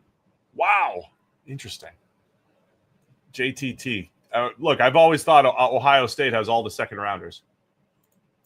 They're all second round players, including Tyleek, still hanging around there. You took JTT. Packers up on the clock at 54. You took Shamar Stewart first time around, so you went with the upside play. This is interesting thought exercise here because the two corners that I talked about a little while ago, I think there's a drop-off now. Darian Porter, Ezeiruaku Thomas. I'm picking one of those guys here for the Packers. I think the value's there, plus the Jair Alexander insurance. The more we talked about Porter, no, I'll go Thomas. I'm going back and forth, but they're 4 years of difference in age, man. It's crazy. Yeah.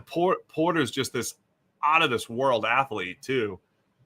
Give me Ezeiruaku Thomas from Florida State going to the Packers at 54. You have the Chargers at 55. They took who did I take? Emeka Egbuka.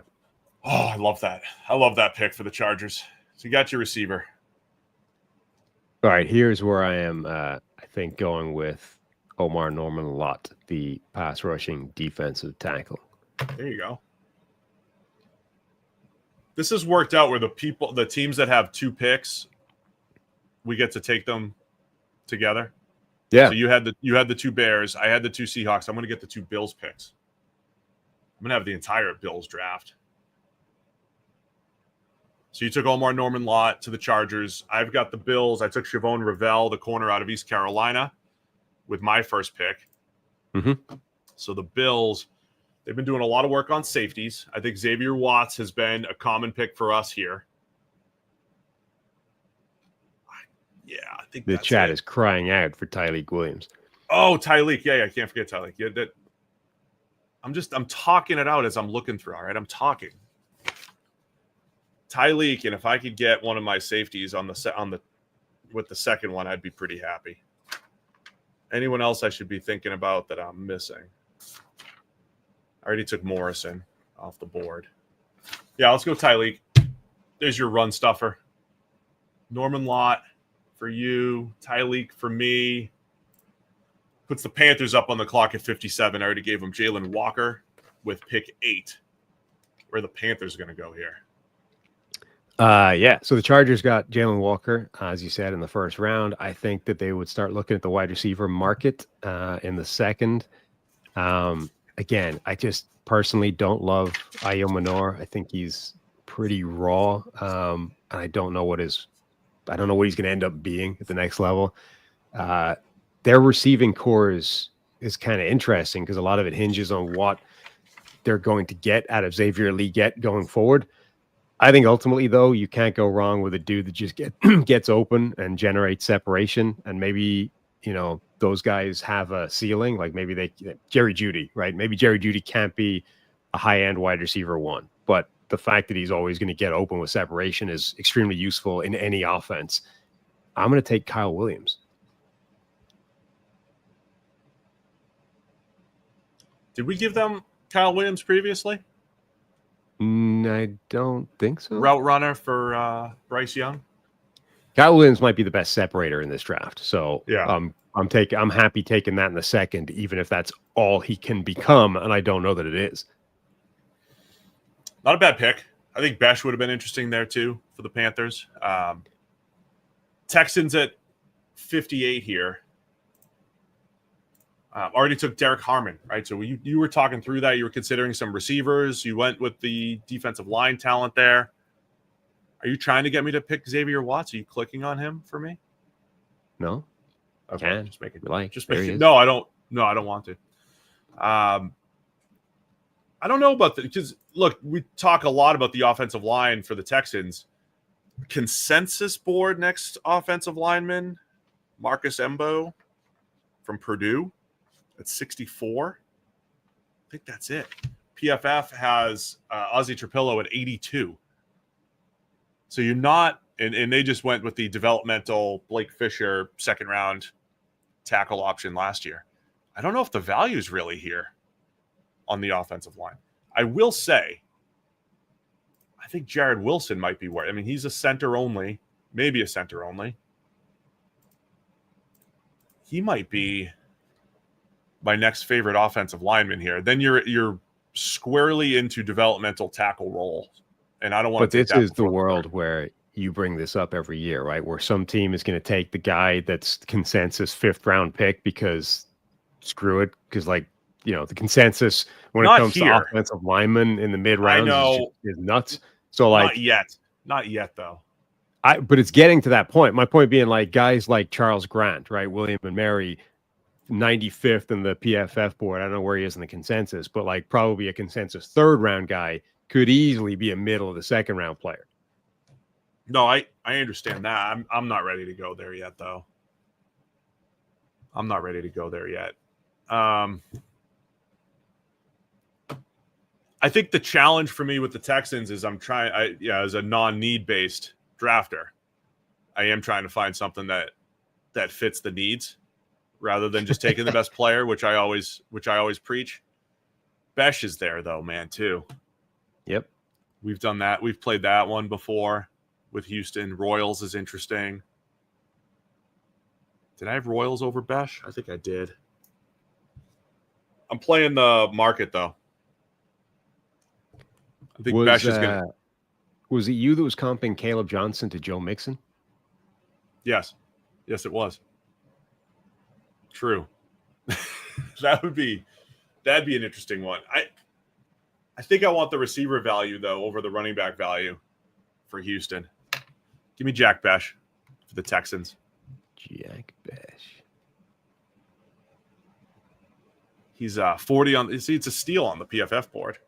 I mean, you don't have to convince me. Like I said, I would take athletic board. Number one. Athletic board has him at 55. This is pick 58. Yeah, number one. We already gave them to the Texans in a previous mock draft, and I was perfectly on board with that then. Number 2, again, to me, the value of Jack Besh at pick 58 versus Emeka Egbuka in the first round is I would take that absolutely. I mean, number one, I think you can argue it's as a straight up trade. I would take that, but certainly a round later in the draft, it's definitely the way I would play that. Yeah, you like that a lot. All right, Ravens are up. Malachi starts in the first round. They're up in the second. So again, they're another team that kind of is in the market for those interior offensive linemen that just might not be there in the second round unless you're reaching, which, you don't want to do. If they're in the wide receiver market, it's an interesting group. You've got Iomanor, who we talked about, we're both a little bit lower on, maybe raw, maybe a little bit stiff, maybe a little bit one-dimensional. Jalen Royals, I really like as a player. Trey Harris is a lot of potential, but comes out of that wild Ole Miss offense where they don't ask him to do that much. So that's a projection.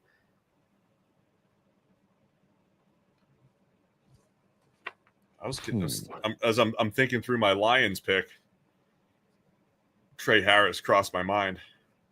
Trey Harris is a really intriguing prospect. He's got maybe the most risk of any of these top players, but I think he also has huge upside. Like, he's one of those guys that could become that true high-end X wide receiver. And there aren't that many of them in this draft class that have that potential.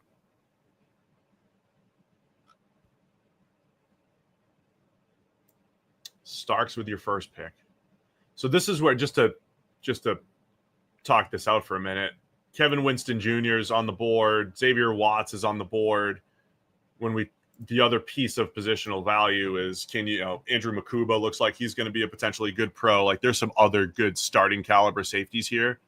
And even if Starks is a better player, does that feel worse when we could have gotten a starting safety in the second and maybe gotten a higher impact player with that first rounder? Just the thought exercise of when you take a safety in the first round, what might happen later in the draft. So I think Trey Harris is definitely in consideration. I think Princely Umanmielen as an edge rusher is in consideration for me. I think he's got some dynamic juice and could definitely bring pass rush chops to the table. I would be kind of thinking about the corner thing as well, just for value, even though that's not a glaring need given what they've got. Oh man, Porter to the Ravens would be something. And then potentially the tight ends as well. We still got Mason Taylor on the board with the talk that they might make a move there at some point as well. So I don't think that would be crazy either. I'm going to go with Trey Harris, though. Oh, that was going to be my pick. For Detroit? Yeah. That was going to be my pick for Detroit. And you took him. Don't appreciate that. Sniped. I'm interested, so when I mentioned I also want Xavier Watts to fall to Buffalo at 62. So I'm trying to draft him for all my other teams too. Can't do that. You gotta be one team at a time. No, I understand.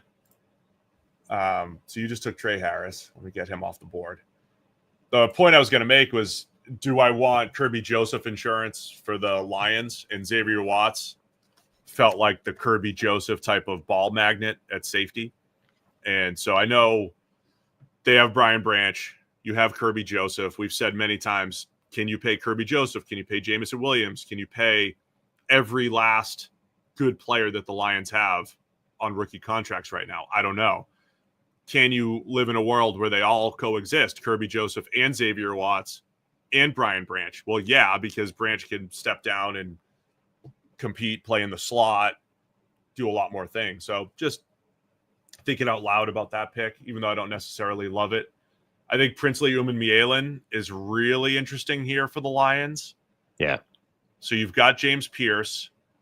Am I going to hedge on his ability to, show up for practice and everything too? Get another pass rusher? Can they all coexist? Sure. With Aiden. People would be so mad if you followed up the risk of James Pierce Jr. with his insurance policy in the second. But it's not an insurance policy. They play different positions. I expect Pierce to be a 3-down player. Umanmielen's a pass rush specialist. And, when was the last time it was said, we have enough pass rushers, thanks. It doesn't happen. We know that doesn't happen. If there's ever a time to double up on edge rushers, you're allowed to now, because of the Eagles winning the Super Bowl. And you could just do things that the Eagles would do, which is load up on defensive linemen. Next tier of defensive tackles could be considered. TJ Sanders, CJ West, Alfred Collins on the PFF board there. I like Collins probably the best out of all those guys. But I think we can look at I think I want those guys going later. TJ Sanders next on the consensus board. I just tweeted out the rep of Willie Lampkin owning him, though, so we can't do that. I'm going McMillan. Designated pass rusher, baby. Loading up on the defensive line here for the Lions. Oh, man, that makes me sad. That would have been a good pick for Washington. It would have been. Commanders up Washington, whose most glaring need is still definitely the edge. So now I think there is that little teardrop. Jared Ivey's next on the PFF board. He wouldn't be next on mine. I don't think he's even an edge rusher, to be honest. I think he's a defensive tackle. But you get into this group of Josiah Stewart from Michigan, Oladejo, the UCLA edge rusher. I think there's a gap between this group and the group from that's already gone. When does Washington pick next? Oh, this is their only pick in the first 2 days. They're low on picks, yeah.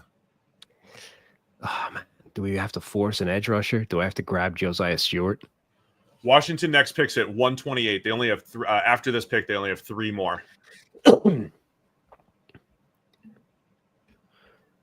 Corner would also be in play for them. Like Darian Porter at this spot it's absolutely a gamble that I'm perfectly happy to take, but they're a tough team because it's like, can you pass up an edge rusher for the first 2 rounds, knowing that you still need them?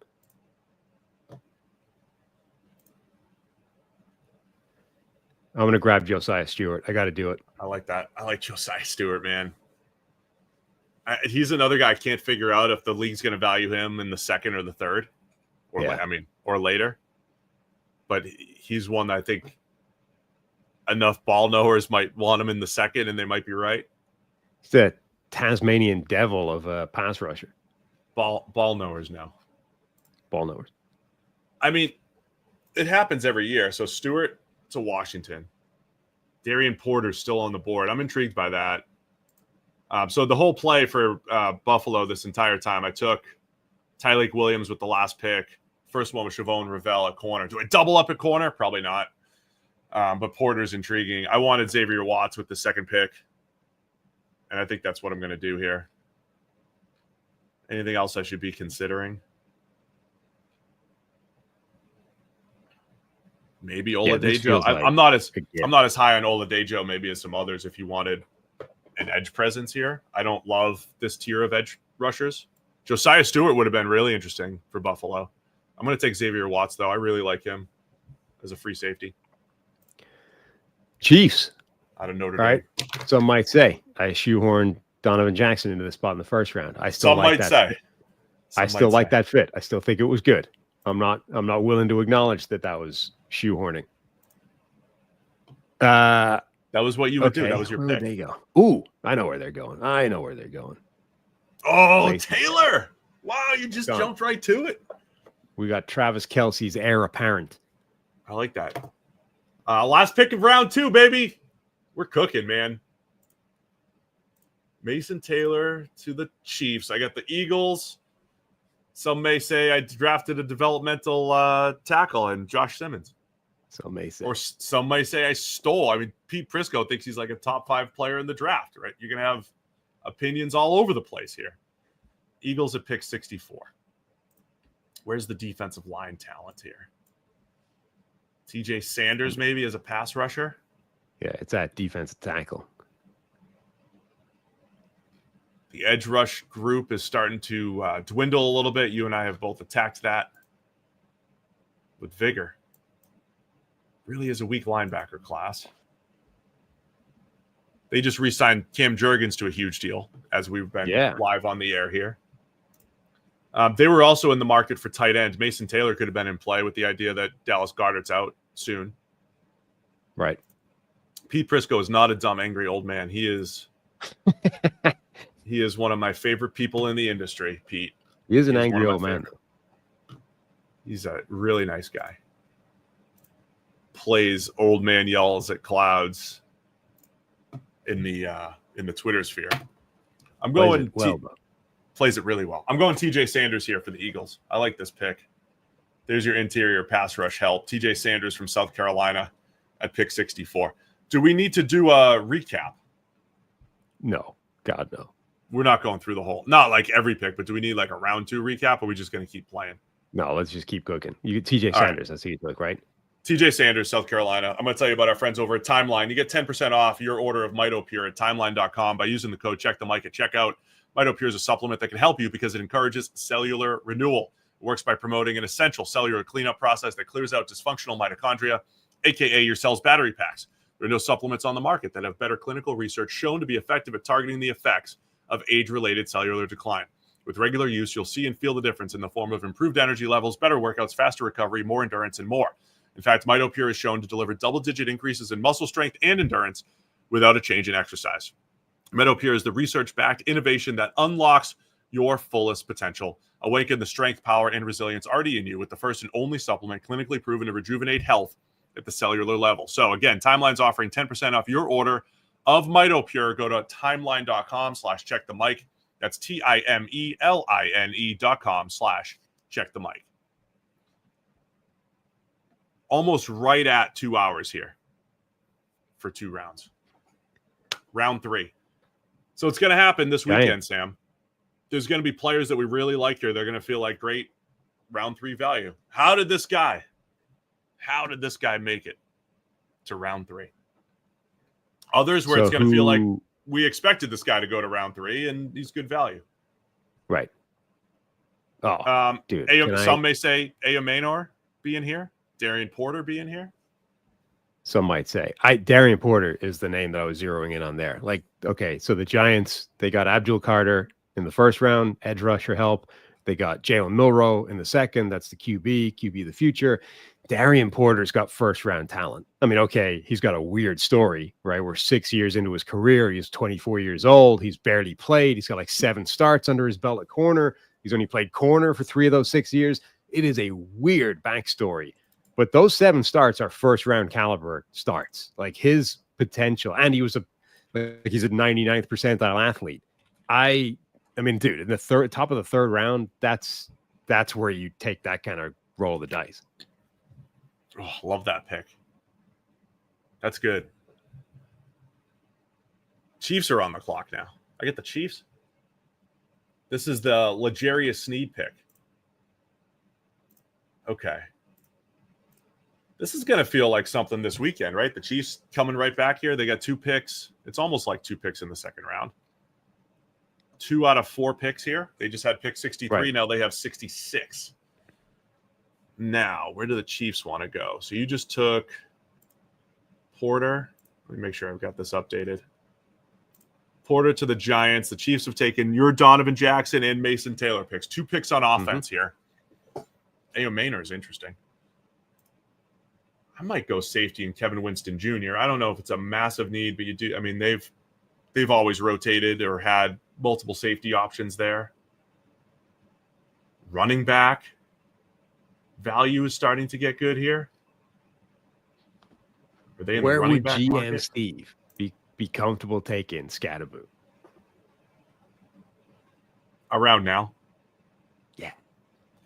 But again, it's like I'm going to contradict myself. I don't want to draft for needs, but if there's better positional in a vacuum, I would take Scadaboo in the 3rd. But if I have a defensive lineman that I really like, or a corner that I really like, or a receiver that I really like that's going to fit on my team, I would still take those guys higher, you know? Can you imagine the cult following that Scadaboo would develop as a Kansas City Chief? I mean, they for some reason, people are falling over themselves to fall in love with Chiefs running backs, whether it's Pacheco, whether it's Carson Steele. Like, teams would Scadaboo in that backfield, the man would have a statue after like a month. There were some massive Quinshon Judkins fans. I'm sure there's people that think Judkins be in here. Oh, definitely. Would be an unbelievable value. We know Caleb Johnson could be really good value here. The Browns are picking next. They've got a running back. This could be a bit of a running back run in our draft here. Mm-hmm. Oh, man. Let's just do it. Scatterboo to the Chiefs. Let's go. That's 3 offensive players. Well, their It offense makes people so mad, but I love it. Yeah, their offense is their biggest weakness. They just got torched in the Super Bowl. So look at that. All right. Browns. They got Travis Hunter in the first round. We got Jackson Dart at the top of the second round, which people are either going to love or hate. Nothing in the middle. So they're now up in the third. Oh, this is where the running backs would be interesting. Caleb Johnson. Yeah. Outside zone specialist type of running back. Dylan Sampson. Undersized, small, but much more of an interior sort of gap runner than Caleb Johnson is. Excuse me. Quinshon Judkins, who you mentioned, I don't like him as much as a lot of other people, but he's sort of physically the most similar to Omarion Hampton, who was running back 2 in most people's eyes. RJ Harvey even is a dynamic potential playmaker there. Or you go a different position. You go one of the value spots somewhere else.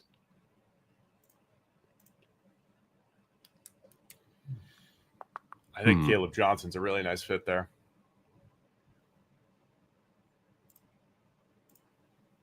I am going to stick with my board. I'm going to draft them a running back, but I'm going to draft them Dylan Sampson. Really? Yeah. You're going Dylan Sampson there. Dude, that guy is just so fun to watch as a running back. And look, 210 pounds.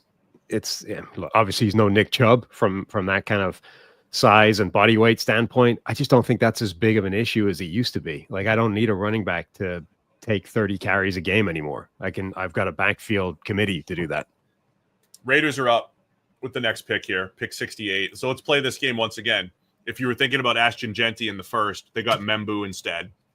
And then we said, well, Omarion Hampton in our world is still available here at 37. You got Hampton. Well, now you could say Caleb Johnson's still available in round 3, and you just missed on Dylan Sampson, Cam Scatterboo. I mean, so just playing that game, just like I talked about with safeties earlier, there's usually an option that you feel pretty good about the next time around at that position, at running back in particular, safety, maybe receiver with the receiver depth as well. Yeah, I mean, we gave them Hampton, but if you look at players that were still available, they could have gone Maxwell Hairston, they could have gone Nick Scorton, they could have gone Braden Swinson, Darius Alexander, Carson Sweshinger. Like, they could have gone a bunch of different places and then come back in this third round pick and had players like Caleb Johnson or Quinshon Judkins still on the board. Who I would love there. Sweshinger is the guy I was thinking of, or Johnson.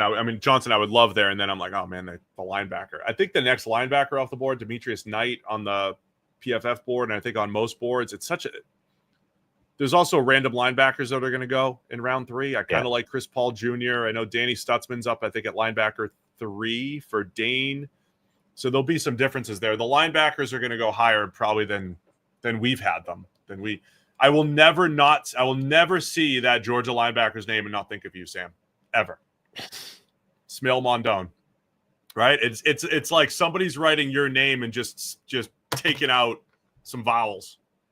It's like that thing. You ever see the thing where your brain, as long as the first letter and the last letter are right, the middle letters can be jumbled up and your brain just reads the word correctly anyway? There's like a whole phrase for that. Like if you just writing without vowels, right? Isn't there a whole term for that? But there's a specific thing where as long as the first and the last letter are correct, the middle letters can literally be almost in any order, and your brain will it'll do the anagram for you, like on the fly, and you can actually read the sentence without having to work it out. That's basically what your brain is doing with that. So here's the other thing I want to do here, Sam. Raiders at 68. I mentioned this when the Dolphins were on the clock. Can I trade for Jalen Ramsey as the Raiders? I want to give up this pick. Oh, yeah. That's what we're going to do, right? And then the Dolphins are going to come up and get Alfred Collins. Okay. Well, yeah. So first up, this is what you were looking at from a Raiders perspective, right? This is your pick. If you're going to use it, are we going to shoehorn a linebacker? Are we going to draft one of these safeties? Are we going to get, a wide receiver? Ayu Manor. We already took running back, but Jalen Royals. like one of these wide receivers. Alternatively, the phone rings or you instigate the phone call and you go get Jalen Ramsey instead. That's what I want to do. So pick 68 for Jalen Ramsey. Remember how to select a player. There, Jalen Ramsey. Pick 68. Oh, man. If you were the Raiders and you got Membou, Marion Hampton, and Jalen Ramsey, that's like 3 first-rounders. Spytek's cooking. Offer trade. Trade Done. Not accepted. Force this trade. So and Dolphins then, are who on are the you clock. picking? Alfred Collins, at defensive tackle. Oops, almost drafted the wrong safety. So now they've got Kelvin Banks, Benjamin Morrison. We're going to go defensive tackle, Alfred Collins. I'm telling you, the Texas players just fit really well with the Dolphins this year. Take all the Texas players. All right. So Patriots are back on the clock. They've drafted Will Campbell at 4, the tackle from LSU, and they drafted Josh Connolly at 38, at the top of the second round. Receivers. Get Royals. Yeah. And now we got receivers on the board. Get Royals. By the way, I cannot this wait is basically to see repeating their draft from a year ago, except earlier. Except Royals is better. But I can't wait to see where you draft Savion Williams. You have to draft him at some point here today. Royals has got to be the pick here, right? For us, he would be. Amanor, again, PFF has him at 35. I know a lot of people like him. I just don't think he's polished. The upside play, but I would rather the route runner in Royals here. I believe Royals is a better player than Amanor. I just think that's true. So I'm drafting him. Royals to the Patriots. Intriguing draft for New England. Also intriguing Jaguars draft. Mason, I love my Jaguars draft. I know you made Mason Graham pick, but I would have gone that way too. Mason Graham and Jaden Higgins to the Jags so far. 2 picks in the next 19, 70 and 88. So where do I want to go for Jacksonville here? I see Kevin Winston near the top there. I like his value.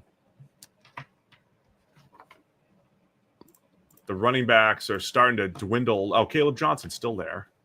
Mm-hmm. And Judkins. Because I don't think they're long for ETN. Kind of like Caleb Johnson here. The other guy I would think about is the center. They have Hainsey. They have all their linemen locked up, even if they're not great. So you had Higgins and Brian Thomas Jr. You added the defensive tackle. Cornerback's the other spot. We're starting to run out of cornerback talent. Because I think there's a drop-off now after Parrish and Noel Williams. Yeah. That's going to kill me here for teams that might need a corner. I think I'm going to go Jacob Parrish here from Kansas State for the Jags. Oh. Got to add somebody in the secondary here. And we'll still play running back later. All right. Taking Parrish from K-State to Jacksonville. Saints are up on the clock at 71. And then I get to pick for the Bears finally. Yeah. Oh, wait. So Saints are on the clock. We got Shedeur Sanders in the first round. We got Nick Scorton on the turn, the top of the second round. Scorton, interesting player. I mean, ostensibly an edge rusher. It was playing at 280 or something last year, but apparently now it's dropped down to 257 or something insane. So, that is number one. It's interesting because we can't nail down what his weight actually is. Number two, it feels like a question that should be, it should be more of a kind of concern. I think that it's being talked about. Like being 25 pounds off your playing weight is worrying. If I'm talking about investing, top to 2 round draft pick in a guy. So anyway. They've got him. That's part of the defensive line added. I really want to go offensive line now that I have Shedeur Sanders, now that that's already a weakness on the team. And the player that I am zeroing in on with this pick is tackle / guard now, Wyatt Milam from West Virginia. I never confirmed that. Let's see. I think it's Milam. Milam. Yeah, it is. So you're going Milam here. All right. Done. I'm plugging him in day 1 to play guard. For Saldiveri? Yeah. Milam to the Saints, puts the Bears up on the clock. So I had the first pick. I took Ashton Jeanty for the Bears at 10. You took cornerback Maxwell Hairston, edge Braden Swinson. I'm looking at safety here, and Kevin Winston Jr. still being on the board. I like him. I like him in the third. Jaquan Brisker's had those concussion issues and everything, so I think some safety insurance. And so this is another one. Let's just play this game. If the Bears went Mykel Williams or Kelvin Banks or some high-value position at 10, and then had Caleb Johnson here available at pick 72 versus Ashton Jeanty and whoever else I'm going to take. Just saying, just throwing that out there. Who's mad? Raiders fan. They just got Jalen Ramsey. The Raiders are dominating this draft. The Raiders are dominating this draft. It's my favorite draft. We also did, run through the options for them at 68. It's not like we just said 68, we're flipping it for Jalen Ramsey. We talked through the options and decided that Jalen Ramsey was the best option. I gave the Raiders Membou, Marion Hampton, and Jalen Ramsey. You're winning. You are winning here. Plus, you have all that cap space that you need to spend. Bears, I'm going to take Kevin Winston Jr. here at safety. Penn State coming off of injury, but good player. Their fourth pick. I like it at 72. Jets are up on the clock at 73. Tyler Warren in the first, which you hate. Darius Alexander in the second, which I think you're more keen on. I made that pick. Yeah. Yeah. Third round rolls around. Are they in the quarterback market? Who's like Tyler Shuck is still on the board. Oh, yeah. Will Howard, Tyler Shuck, Dylan Gabriel. That's interesting. Wide receiver has got to be an option for them. Are you buying the Breece Hall thing? Trade him. Trade him. Not yet. I mean, sometimes you do that. What's he heading into year 3 or 4? What year are we? It feels like you year just 4. Let him play out the deal and then let him walk rather than trade him away. Like they've drafted 2 guys a year ago, Isaiah Davis, and they're good to go. Like I'm not forcing a running back here. What's the wide receiver depth look like? Ayumanor, at some point he becomes good value. Davion Williams, the X factor. There's a bunch of these X factor players actually at this wide receiver group. And then defensive line. Yeah. They obviously need. What's the defensive line depth? Already got Jared Ivey, who was a defensive tackle in my eyes. CJ West, also obviously a defensive tackle. Oladejo, the UCLA edge rusher. Elijah Roberts, Jack Sawyer, sneaky good players there. Oh, here's where we're going. We're bringing in Ashton. How's this pronounced? Jalot? I'll get it right now. Gelati? I think it's Gelati. What is the official designation from the beast?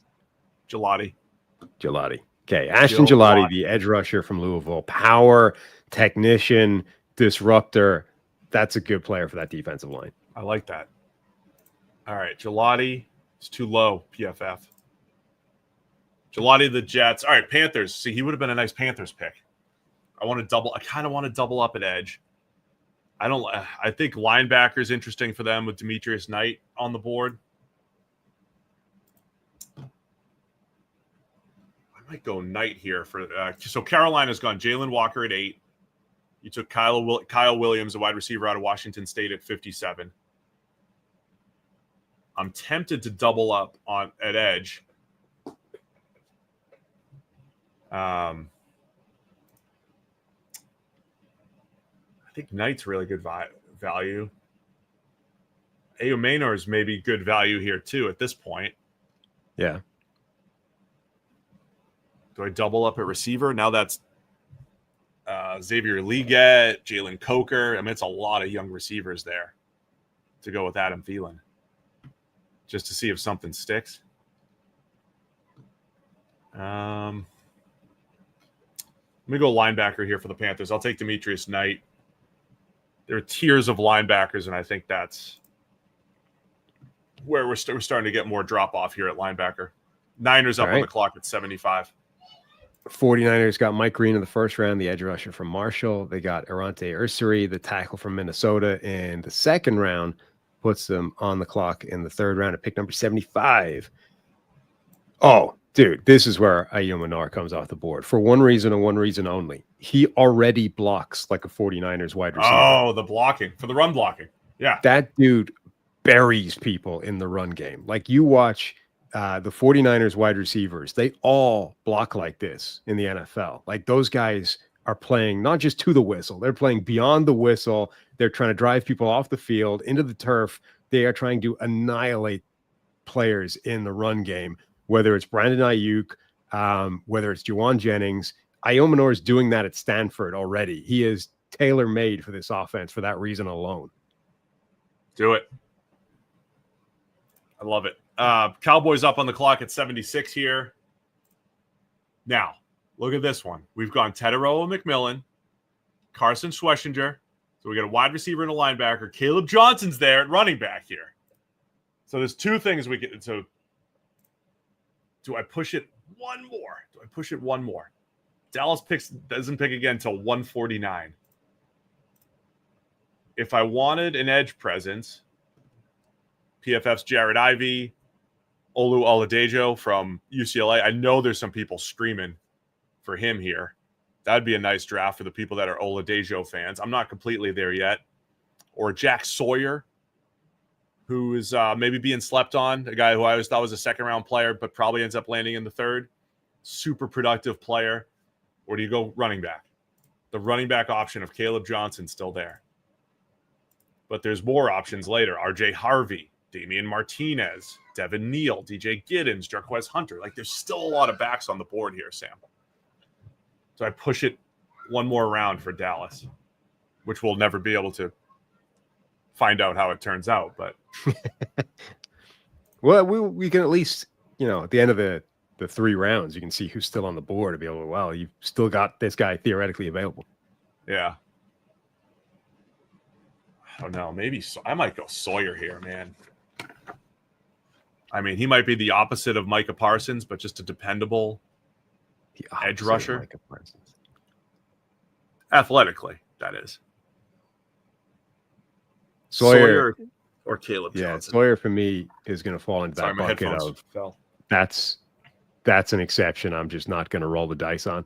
Sawyer? Yeah. Let's go Caleb Johnson. Taking the running back.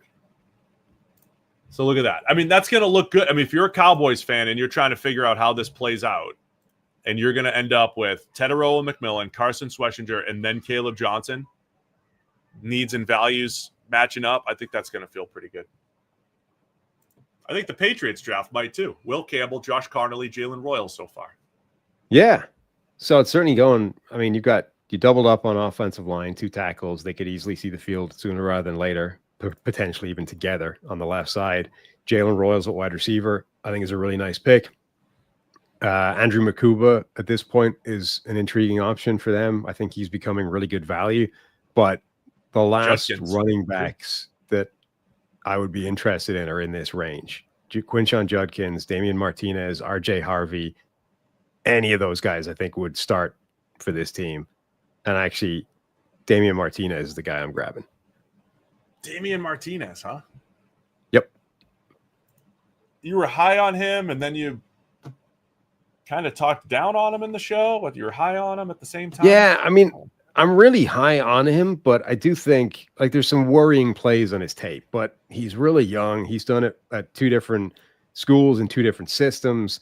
The tools are there for him to be phenomenal. Like, he makes people miss. He's powerful. He's got dynamism. Like, there's too much good for, certainly, I think he belongs in that kind of top, the second wave of running backs after the top 2 guys. Judkins fans are not happy. I see you, Drake. I think Drake has Judkins at running back 3 or 4 really high. He's upset with that one. So Arizona's up on the clock now. Will Johnson at corner in the first round. Landon Jackson, the edge, in the second round. Receiver-wise, I don't see anybody that I love. I would love to get. I mean, if Isaiah Bond wasn't crazy as a speed threat, I would love to get a speed threat in here. Jalen Lane or a Dante Thornton, but that's too high. Well, Bond, and Bond's thing is now extended beyond, just calling your own 40 time and being off by 2 or 3/10 of a second. He's now dealing with sexual assault accusations. On top of that, now, we have no idea how valid or otherwise those are, but that's now part of his evaluation in addition to the, general head casery. The other. When I get into Ozzie Trapillo, the tackle from Boston College, with Jonah Williams heading into the last year of his deal at right tackle, Trapillo could be a future starter. That'd be I think a wise team building move for Arizona here as the next tackle on the board. And then Makuba. He would definitely be an option here. Yeah, who we've been teasing a little bit. Let's go Makuba. Andrew Makuba, Texas safety via Clemson. Really nice season last year. I think he's a good, dependable player. Going to Arizona at pick 78. Houston up at 79 here. By the way, while you're getting into Houston, just to remind everybody what's happening this week. Thursday night, we're live. Hope you guys are going to be with us. Thursday night, Friday night, we're live throughout the draft. This is where we're closing in on 2.5 hours, Sam. We're going to quadruple that both nights, right? Thursday night, we're here for a while. Friday night, we're here for a while. Hope you guys will join us. If you haven't subscribed already, please hit that subscribe button and be sure to get all your Check the Mic episodes. Get updates every time we go live. Houston, baby. Yeah. Offensive line still the big need. I don't love the value here. They've got 2 picks upcoming. So they got 79 here. They got 89 and 10 picks time. I'm kind of going to wait on the offensive line and take one with that 89th pick and hope there isn't a crazy run on offensive linemen in the next 10 picks. I'm taking. I really like Oladejo at this spot. So he's an intriguing player, like another linebacker to edge rusher convert. He's good against the run, so he can make contributions right away. He can spell the 2 really good edge rushers that they've got in Will Anderson and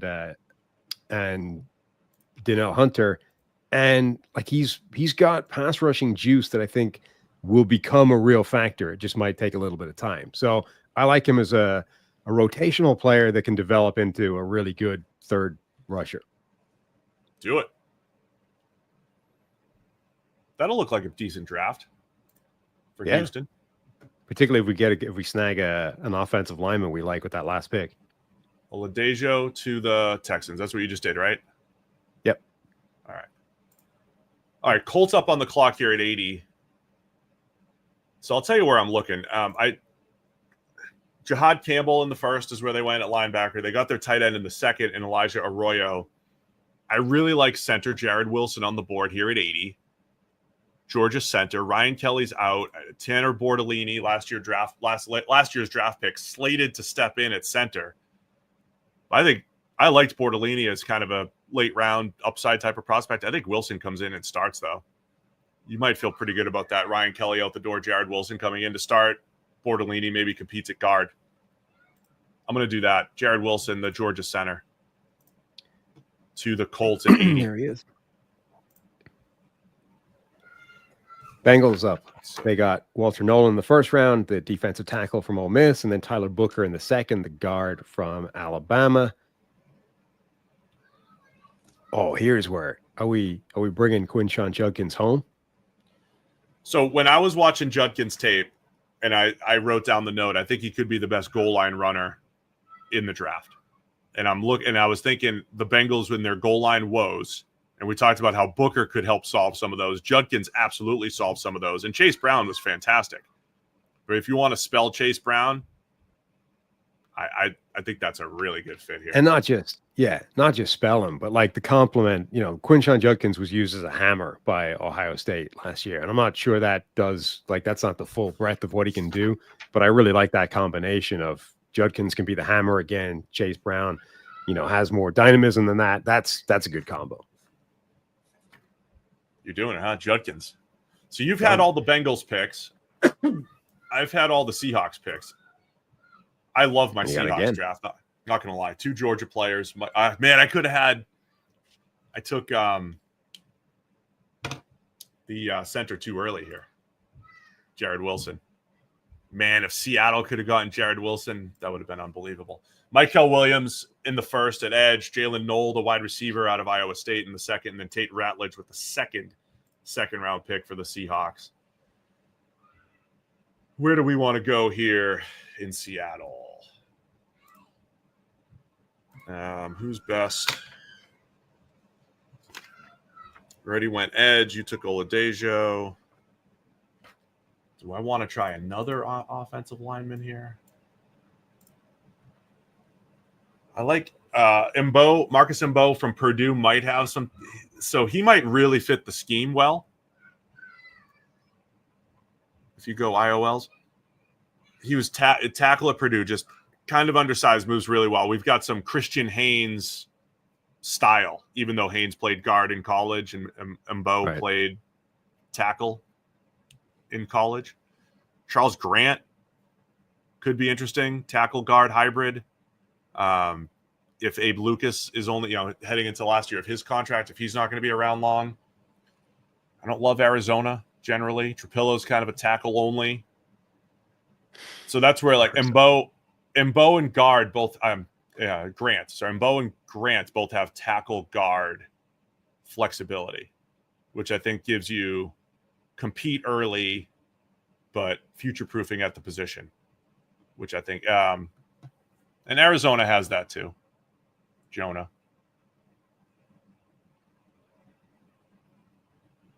I don't think I've ever said his name out. Savianea? Jonah Savianea. Do I go that way? Double up on the offensive line here for Seattle? Give me Marcus Membou from Purdue. I like his movement skills in that scheme here. Doubling up at guard, tackle/guard there. All right, Pittsburgh at 83. All right, Pittsburgh took Kenneth Grant in the first round. They don't have a second-round pick. They traded it away, so third-round pick is here. Where are we going? So again, we're working on the basis that Rodgers is the quarterback some way, shape, or form. I'm not taking a quarterback in the third.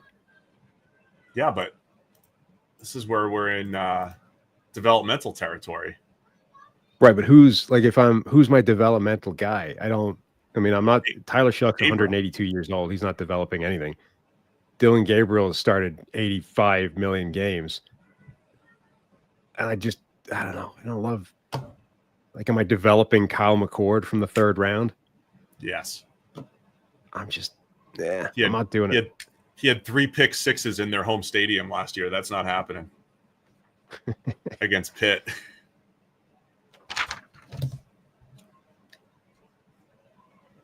Tempted by the running backs. They have a need at running back, haven't let their starter walk effectively, even though Jalen Warren's arguably the better player. Tackle. This is another potential tackle spot. I still think they need a starter there. I'm not sure they're getting one at this spot in the draft. Best player available. RJ Harvey at running back. CJ West, according to PFF board, at defensive tackle. Jalen Milroe. We already took Milroe. See what happens when you draft 2 quarterbacks at the top of the second? So this is what's going to happen. A couple quarterbacks are going to go in the second, and then the needs run out, and there'll be a lot of quarterbacks still on the board. Like Will Howard could go in the 5th. Here's where we're doing it. Birch? Oh, Savion. Boom. You're taking your guy Savion Williams.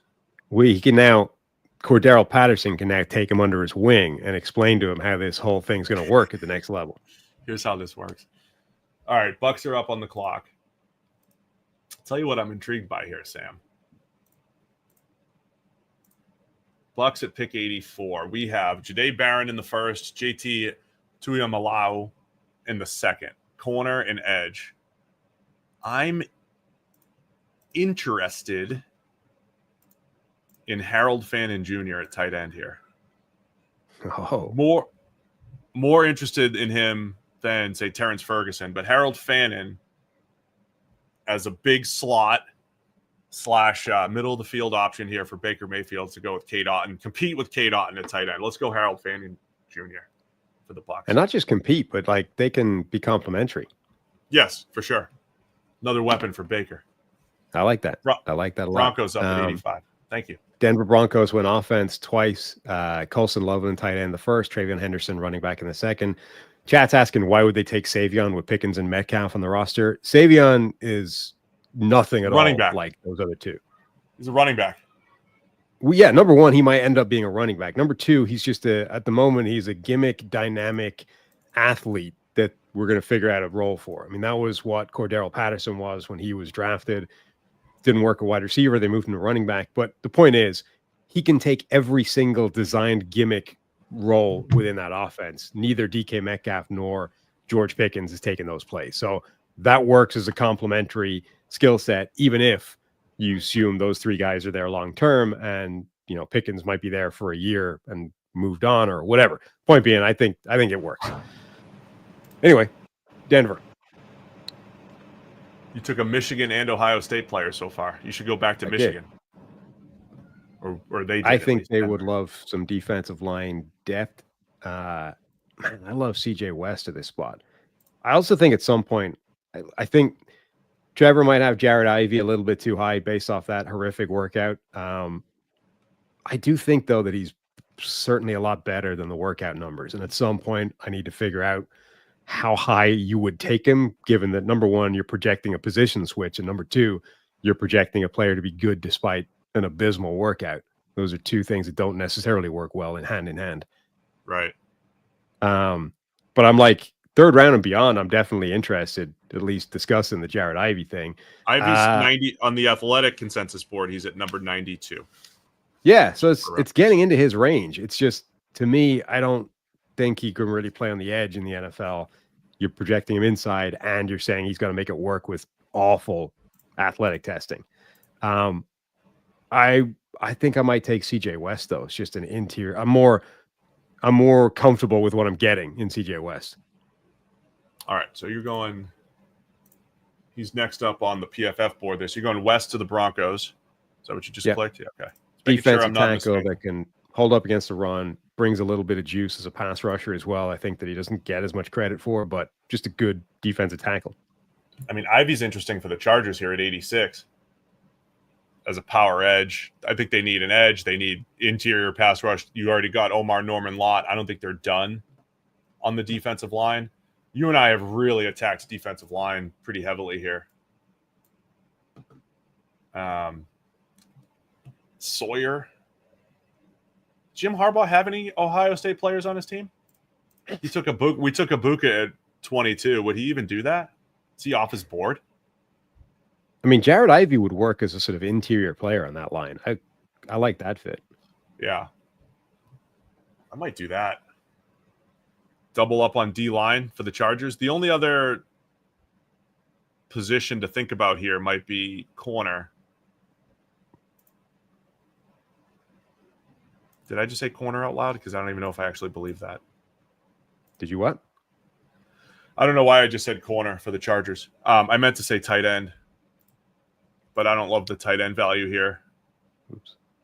Terrence Ferguson, Gunnar Helm, Mitchell Evans, Jake Brenningstool. I don't love this wave of tight ends here for the Chargers.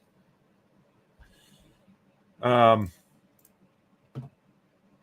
might go side. I want to go back to my priors that Sawyer's a good football player, and then you take those guys around this time. So I'm going to go Jack Sawyer here. So we have an edge, we have a defensive tackle, we have a receiver, two of which are from Ohio State. And Jim Harbaugh might throw up in his mouth, but he's trying to win games. So we're going Jack Sawyer here.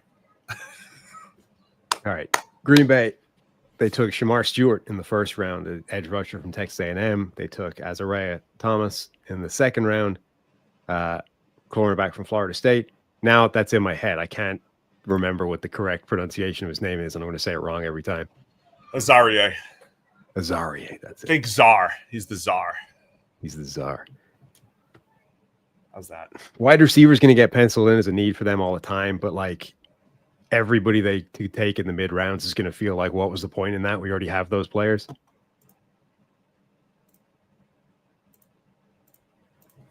What, for the Packers? Yeah.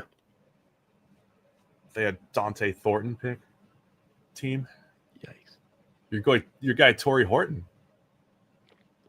Torrey Horton would be interesting. The other player, I think, Ty Felton would be kind of interesting for them. Like, he's got some skills, though. Juice. Man, Deep threat. The Dontavian Wicks, Ty Felton combination will be quite frustrating, I would imagine. Like some real concentration / ball skills problems there. I don't love the wide receiver thing for them. No, not with where they are with all the receivers that they have. What do I like here? It's kind of tough, actually. I don't love this spot. Trying to get my next pick. for We've Green got Bay. about 15 picks left here, Sam. Doing a good job. We're having fun. Don't forget Thursday night. We're live this week. So tomorrow we have a bonus show. Chris Sims, while you're making your pick here. Chris Sims talking all things, his rankings. We're going to do that at 10:30 a.m. live here on YouTube. Wednesday is your mock draft, people. Only one round, but your mock draft. You guys get to make all the picks, our viewer mock. And Thursday, good. We're going live, 7 p.m. Thursday night. All right. I'm going to trust my board and say that I really like Torrey Horton. He can work in this offense. I'm just going to hope he hits the high end of his range of outcomes. Really? I like that for the Packers. Take another shot at receiver. Long, skinny, good route runner, good skills, fast. Torrey could Horton be good. To the Packers. Jags up on the clock here at pick 88. This pick came, I believe, via the Brian Thomas Jr. trade last year. They traded down. Well, Dallas Turner. Minnesota traded up for Dallas Turner. Jacksonville ends up getting I think Brian this was the Cam Robinson trade. Oh, this was Cam Robinson. I apologize. They've traded a few times now. Maybe I'm wrong, but it's one of those two anyway. It is.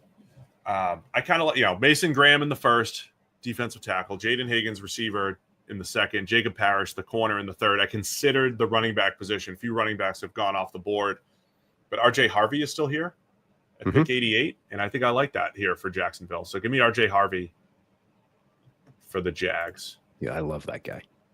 At pick 88. So I think with this running back class, we're going to love all these third-round running back picks that are being made. Texans up on the clock now at pick 89. And this is what we were hoping would happen. We waited 10 picks, tried to be disciplined. We're grabbing Charles Grant from William Charles and Mary. Grant. There you go.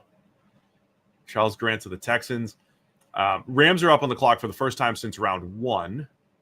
Let me just get Grant in here. So they got Trey Amos in the first round. That's it. The second round pick was used for Braden Fisk last year.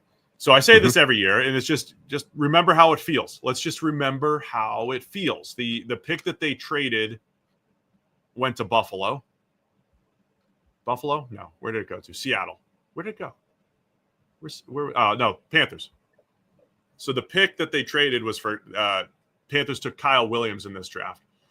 You could have had a Kyle Williams, a Jack Besh, a Trey Harris. That was the run there. Prince McMillan, Josiah Stewart, Xavier Watts. All of those players, you essentially said Braden Fisk is worth 2 players last year because you traded up to get Fisk in the second. A lot of teams had first-round picks on Fisk. You got him in the second, but you had to give up a second player, basically, which was the second-round pick this year. So I like to always just bring that perspective. So there's the Rams' second pick here. Man, Ivy would be fun for them here too. Ozzie Trapillo, what's the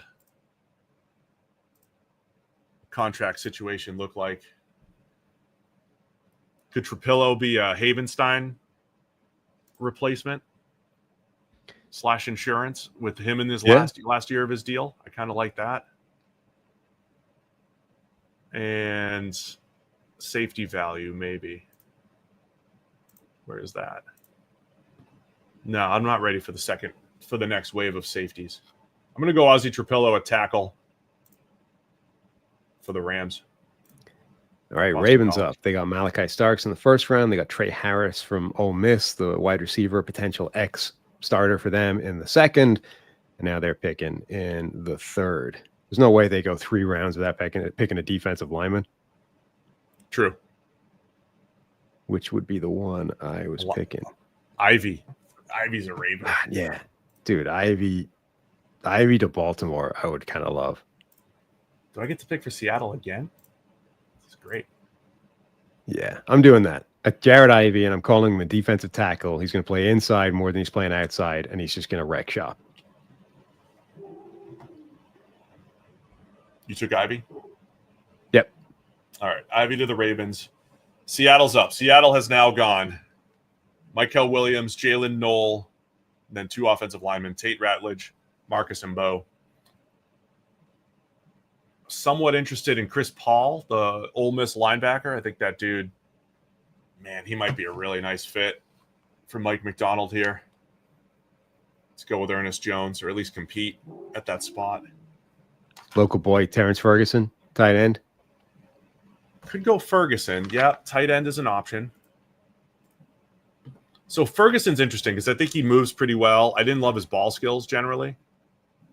I think if Gunnar Helm just had like a normal workout, I would feel better about it. He had the bad workout on the broken ankle. Right, when he tossed his work at it. What did he do pro day? I didn't see any updates to that. What else do we have here? Just trying to keep up on everybody that's still available. Now, do they go Will Howard, Tyler Shuck, Dylan Gabriel at pick 92? Do we just throw a quarterback into the mix here? Yeah. Now that's an interesting backup / development quarterback spot because I mean, they're not confident in Sam Darnold just by the contract they gave him. Like, that's not a guarantee. So having some kind of long-term, next year plan already in place if it didn't work out would be smart. Kyle McCord and Dylan Gabriel are my 2 favorite, quote, developmental QBs at this spot. Oh, man. Let's go. I'm going Dylan Gabriel. Oh, let's go. Drafting Dylan Gabriel to Seattle here. Oh, man. Crushing Seattle's draft. That's what I think. Crushing it. Feeling strongly about that.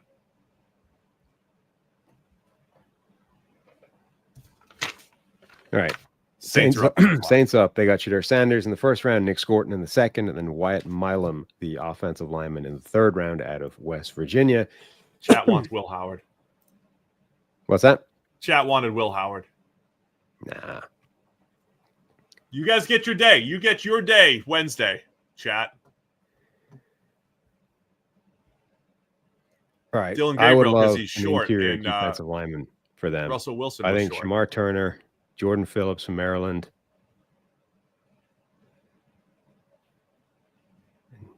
There's some fun defensive tackles still. Fun. Yeah, maybe not late, maybe not third round, but fun. Like Broughton can get after it. Cam Jackson is a big monster. Deion Walker's still out there. Jamari Caldwell. Oh, man, you're definitely taking Deion Walker sometime. Yeah, I got to take him somewhere. All right, I'm grabbing Shamar Turner. I think I'm low on both Shamars. Both Shamars. That was the Saints. Shamar Turner. Yep. Oh, I have Cleveland. I thought I was Kansas City next. Okay, I have Cleveland now. All right. So we had Travis Hunter at 2, Jackson Dart with the second round pick, and then Dylan Sampson. I want some D-line depth here, probably. I like that Elijah Roberts is that high. He's good. The developmental tackle options are interesting, or Savanea, Jonah, Arizona. Who else? Who else am I missing here? Anthony Belton was he was intriguing to me. A lot of the developmental tackle options are intriguing to me. Jonah. He's at 55. We're sleeping on him a little bit. Yeah. Sabanaya. We're taking him. Jonah Sabanaya from Arizona. Offensive line depth is needed for the Browns. Chiefs on the clock. We gave them Donovan Jackson, tackle/guard in the first round. Mason Taylor, tight end from LSU in the second. And Scadaboo, running back / Kansas City Chiefs cult hero in the third round. Now's where we got to go defensive line depth, right? Yes. Deion Walker. Kyle Kennard, South Carolina edge rusher. Elijah Roberts, SMU, power. Again, kind of, I mean, he's a almost a tweener player for them. Who else? Jordan Birch, the Oregon QB. monster edge rusher as well, would be intriguing. Tyler Shuck to replace Patrick Mahomes. Tyler Shuck. Never know. Barron Sorrell, the Texas edge rusher, is a lot of people's kind of mid-round sleeper. Oh, yeah.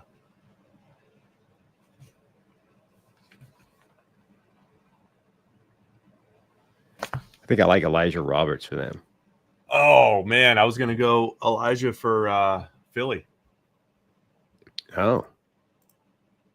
Was thinking about it. He was on the short list. Right. He was on the short list. You taking that for sure? Did you do it? I think so. All right. Elijah Roberts going to the Chiefs at 95, puts the Eagles up. So this is the last non-comp pick of the third. Elijah Roberts to Kansas City. So that's the Eagles and then a bunch of third-round comp picks after this. So Eagles at 96. We already have Josh Simmons, the Ohio State tackle, in the first. TJ Sanders at defensive tackle in South Carolina. They've been rumored to be in this tight end market. I think the Terrence Ferguson value is good here. The edge rush group. David Walker. I mean, I saw the chat talking. David Walker as a fit here for the Eagles. Too early for Q Robinson. Graham. Yeah. Q Robinson, too early for him for Philly. Oh, man. I mean, I love that guy, but I don't know where is he on the consensus board now? 195 on the one we've been using. Yeah, I mean, obviously, I'm not going to take him this high. I think I'm going to go David Walker. I'm going to go. Do I have to get the tight end? No. Let's go David Walker here. It feels like the Eagles have to end up with Brandon Graham's clone. Yes, right? David Walker, Central Arkansas edge, going to the Eagles. 3 picks in the trenches for Philadelphia. I'm just trying to stay on brand here. All right, so now we're in comp pick territory. This is the Kirk Cousins pick for Minnesota. So Vikings back on the clock for the first time since they drafted Gray Zabel in the first round at pick number 24 overall. This is what the draft board is going to look like for them around that kind of time. You know, they've made a lot of additions in free agency. Like, there's not that many spots on this roster that you're thinking are acute needs. The one I've been bringing up before repeatedly is corner. They've got starters. I don't know how comfortable they're going to be with that group overall. Safety depth, defensive line depth, particularly at nose tackle, would be an interesting spot for them. And there's some players there actually that would fit that spot. So let's start narrowing this down.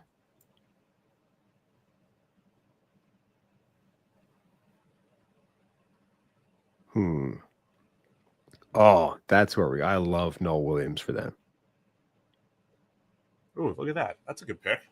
Cal corner, ball hawk, great movement skills, could push to start sooner rather than later. That's a good pick. That's nice. Noel Williams. This is where the corner drop off kind of hitting here. All right, Miami's up on the clock at 98. We traded Jalen Ramsey, essentially picked up Alfred Collins in exchange for that. So I'm telling you, all the Texas players make sense here. Kelvin Banks, Benjamin Morris in a corner, Alfred Collins at defensive tackle. I've got some ideas here for Miami. One of the ideas is doubling up a defensive tackle. Jamari Caldwell, Deion Walker, Cam Jackson. I mean, just doubling up, getting a big body in there next to the other big body of Alfred Collins. The other thought was receiver. Dante Thornton Jr. No, it's too early for him. I'm legitimately thinking about Tez Johnson here. Yeah. For Miami. He could go anywhere. Right? Tez Johnson. I think I'm going to go there for the Dolphins. Stop sleeping on him as a football player. I don't care that he ran 4.51. Tez Johnson. Is that who I want? Johnson. Yeah, let's go Tez. Doing it? Clicking the button? Yeah. Yeah, go Tez. Done. Because there was developmental tackles in there that I was going to. Anthony Belton. I don't know if he's a great fit there, but like I was at least thinking about developmental tackle. Let's go Tez. Yeah, we're in the same kind of bucket for the Giants. They got Abdul Carter first round, Jalen Milroe in the second round, a quarterback. Darian Porter was value in the third, incredible value at corner. Nice they draft. really need to come out of this with an offensive lineman somewhere.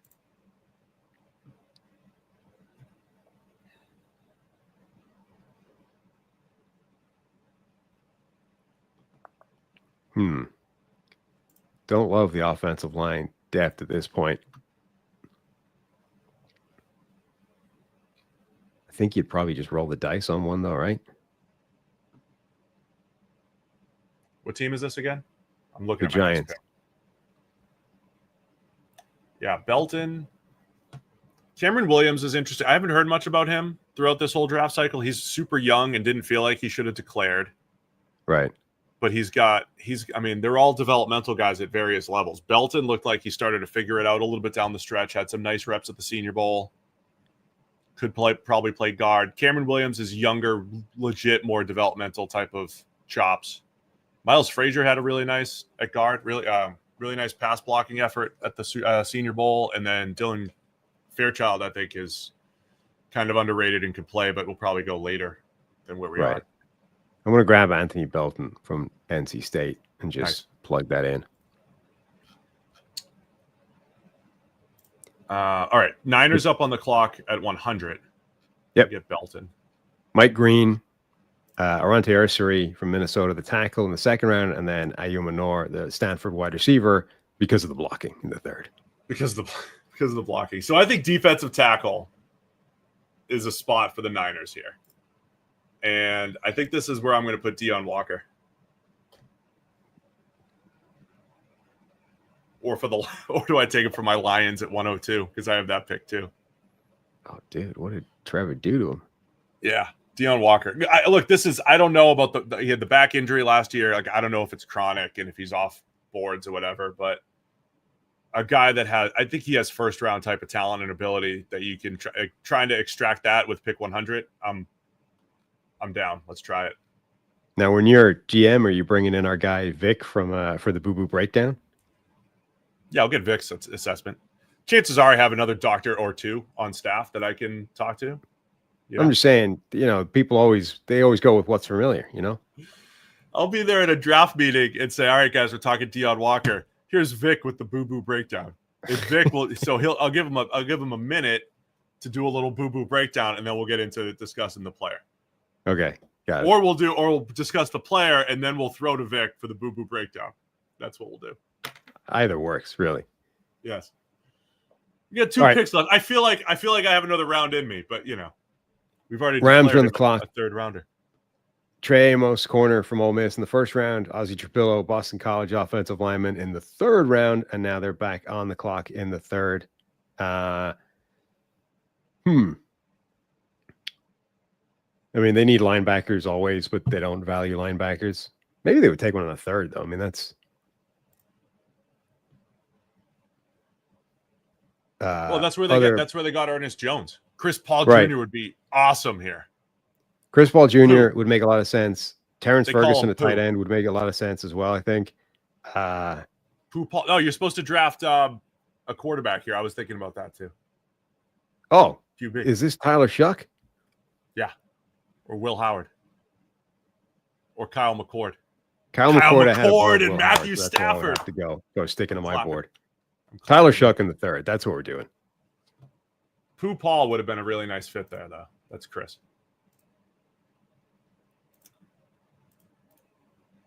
Am I up? Yep. Detroit Lions, James Pierce Jr. in the first round, Princely McMillan in the second round, both edge rushers. You took Shuck for sure. Shuck. What's that? You took Shuck for the Rams. Yeah, done. All Clicked. Right. I'm just making. I'm keeping up on mine. So yeah, I went back-to-back edges here for the Lions. James Pierce and Princely McMillan. This is where they usually draft some Canadian 360-pounder, or they did once. So yeah, I'll expect it again. Go defensive line for a third time here. Jamari Caldwell's interesting. They could be Paul. Any interesting receivers here? Always. We've got the X factor that is Isaiah Bond. I still just love Xavier Restrepo, the football player, but even I probably wouldn't take him this high. Right. Let's see. Where's Anzalone? They always have really good linebacker depth. So the two things I'm curious about as we get to the last pick of our third round, 3 hours into this, Sam, have we picked enough? Sometimes it's like, all right, we have some biases, right? Have we picked enough linebackers? Have we picked enough tight ends? Like, will the NFL value those positions higher than we are? Safety, where we haven't valued them a ton here, but we like blocking tight ends go in the second and third more often than we always, expect, I guess. I mean, what are we, 4 tight ends deep? That's it. And there's only like 4 linebackers deep. No, we're 5 tight ends deep. 4 linebackers deep, I think. I mean, this next duo in particular, Terrence Ferguson from Oregon and Gunnar Helm from Texas, I could see either of those guys sneaking into the third round, but I think we're in the ballpark for the tight ends. Like, we've taken the ones that should have gone already. They're all off the board. These 2 could go in the third. It wouldn't shock me, but I don't think it would be crazy if they didn't. The linebackers, we're lighter on them, but I think the position is lighter. So yeah, I think we're in the right area. I was debating Danny Stutzman, Oklahoma linebacker here for the Lions, as a eventual maybe Anzalone replacement. I'm going to go LSU guard Miles Frazier, though, for the Lions at 102. All right. We're going to sneak Frazier in as the last pick of the third round. Are you ready? Once you click it, this thing's over. Clicking. Boom. If you think this mock is off the rails, I would love to know. When did you think the real draft was off the rails last year as a mock draft? When Michael Penix got picked? When was last year's draft off the rails? Yes, definitely. Michael Penix Jr. Like, once that happened, I turned it off because it was just... Because it was unrealistic? Unrealistic, terrible. You just signed Kirk Cousins in free agency. There's no way you're drafted a quarterback at 8, Falcons. Right. Turned it off. When Michael Penix was drafted, we switched it off because there's no way that would happen in real life. I told you last night, you were skeptical as we were texting last night and said, how are we going to do it? We got to pre-do the first round. How are we going to get through this? I anticipated about an hour per round. Look at us. If you're in the chat, if you let me know if you want Steve and Harry to do round 4. Let me know in the chat if you want us to do round 4, because that's the request. I'll get Harry up here. Just like I'll click the go live button. Yeah. And that Harry and I will start stream with picks. you in the front-facing phone camera. Yeah, that was fun. 3-round mock. I'll say this on draft, there's still some good players available. I can't see them anymore because the thing disappears. But there's still some good football players on the board. And that's what always happens going into Saturday. There's probably another good round or so where you say, okay, we can get some players here. The draft is 4 rounds deep. And then you start to, draft special teamers and, the whole deal. But there's still good players left. I love, the start of each day, each next subsequent day, I'm always a big fan of, because like, man, I love these guys here at the top of the second, and then I love these guys still available in the fourth round. If my team came out of the draft with one of those guys, I'd be ecstatic. Like, I think that's a second round talent or whatever. There's going to be a ton of those guys still. Yes, always. And especially the way we just did this, probably some more safeties that should be drafted, some more linebackers that could get drafted. Like, so that pushes some of the players that we just picked maybe onto day 3, and we're going to like them even more. So yeah, just to recap our plans, we're going to go live Thursday night, 7:00. Draft goes live at 8. We're going to be with you for all 32 picks. We're going to press stop. All right. So we're going to have a live stream. We're going to press stop. Then we're going to record it all over again. We're going to record our recap right after, and we'll just go pick by pick, and we'll do like a little 5-minute recap. Yeah. Well, the second show will be significantly tighter, It'll be a recap of the first round rather than a marathon watch along of the first round. Here's the rest of the schedule too. So live Thursday night and then a recap. Live Friday night and then a recap. Saturday, we're going to pick our spots. We'll hit on some of the big stories. We'll try to maybe recap the fourth and fifth round in particular. We're going to do a full draft recap, though. We're going to save the full draft recap for right after it ends. So 7:00-ish, whatever, on Saturday night, we'll recap the entire draft. And then starting Sunday through Wednesday, 2 divisions per day, we're going to review every single draft. 2 Sunday, Monday, Tuesday, and Wednesday. We're not going to be live all day on day 3. We will be live day 3 after the draft as a full draft recap, but also periodically throughout the day. Big stories hit, quarterback drafting, round 4 reaction, round 5 reaction. So just be ready. Hit the subscribe button so you're ready every time we go live. Subscribe, thumbs up, do all the things right here on Check the Mic. Sound good? Yep. All right. Thanks to everybody for tuning in. Tomorrow, Chris Sims. Wednesday, it's your mock. Oh, you want to do our mock? Don't forget the mug. Here. Don't press stop yet. No. Will. Old Faithful. My Old Faithful as well. We're doing our mug check here. And I'm still trying to figure out, Sam, how I balance, because I've got to pee right now. And we're at 3 hours into this thing. I'm still trying to figure out the balance of getting through 7 hours Thursday, 8 hours Friday. Got to figure out the balance. I'm telling you, it's espresso shots. You gotta get the same volume of caffeine, but in a much smaller liquid space. We're also going to be not in the same place, unfortunately. We're going to be at our homes. We're usually at the office together, and we break bread together before the show and have a nice meal. I want to have a nice meal. I still want to have that tradition. So I don't know, like, do I order Ruby's in here? Do you want to meet? Do you want to grab dinner together at, say, 5:00 as a pre-show? I thought you were suggesting door dashing in food before the draft. Well, that's what realistically we're going to DoorDash or Uber Eats something, right? But I want it to be good. I want something special for draft night, We were hoping that we would be in the new studio for draft time. It was always a little bit of a gamble. They gave us a kind of drop dead move-in time for the 1st of May. When we talked to them a couple of months ago, they were optimistic that we might make it in before the draft, but ultimately didn't happen that way. So we're going to still take our time a little bit. We've got a desk on order. The desk, we got some requirements, right? Because you can't just get a table, because you break perspective, right? So we can't just have a desk with me and you sitting 3 feet from each other, because I'll look like I'm 4 years old. We need to be sitting a certain distance apart. Otherwise, it's just absurd. So we have a big desk on order, on the way. And then, the studio's still a work in progress, but we will be here like this for draft time, and then hopefully as soon as possible after the draft we'll be in the studio.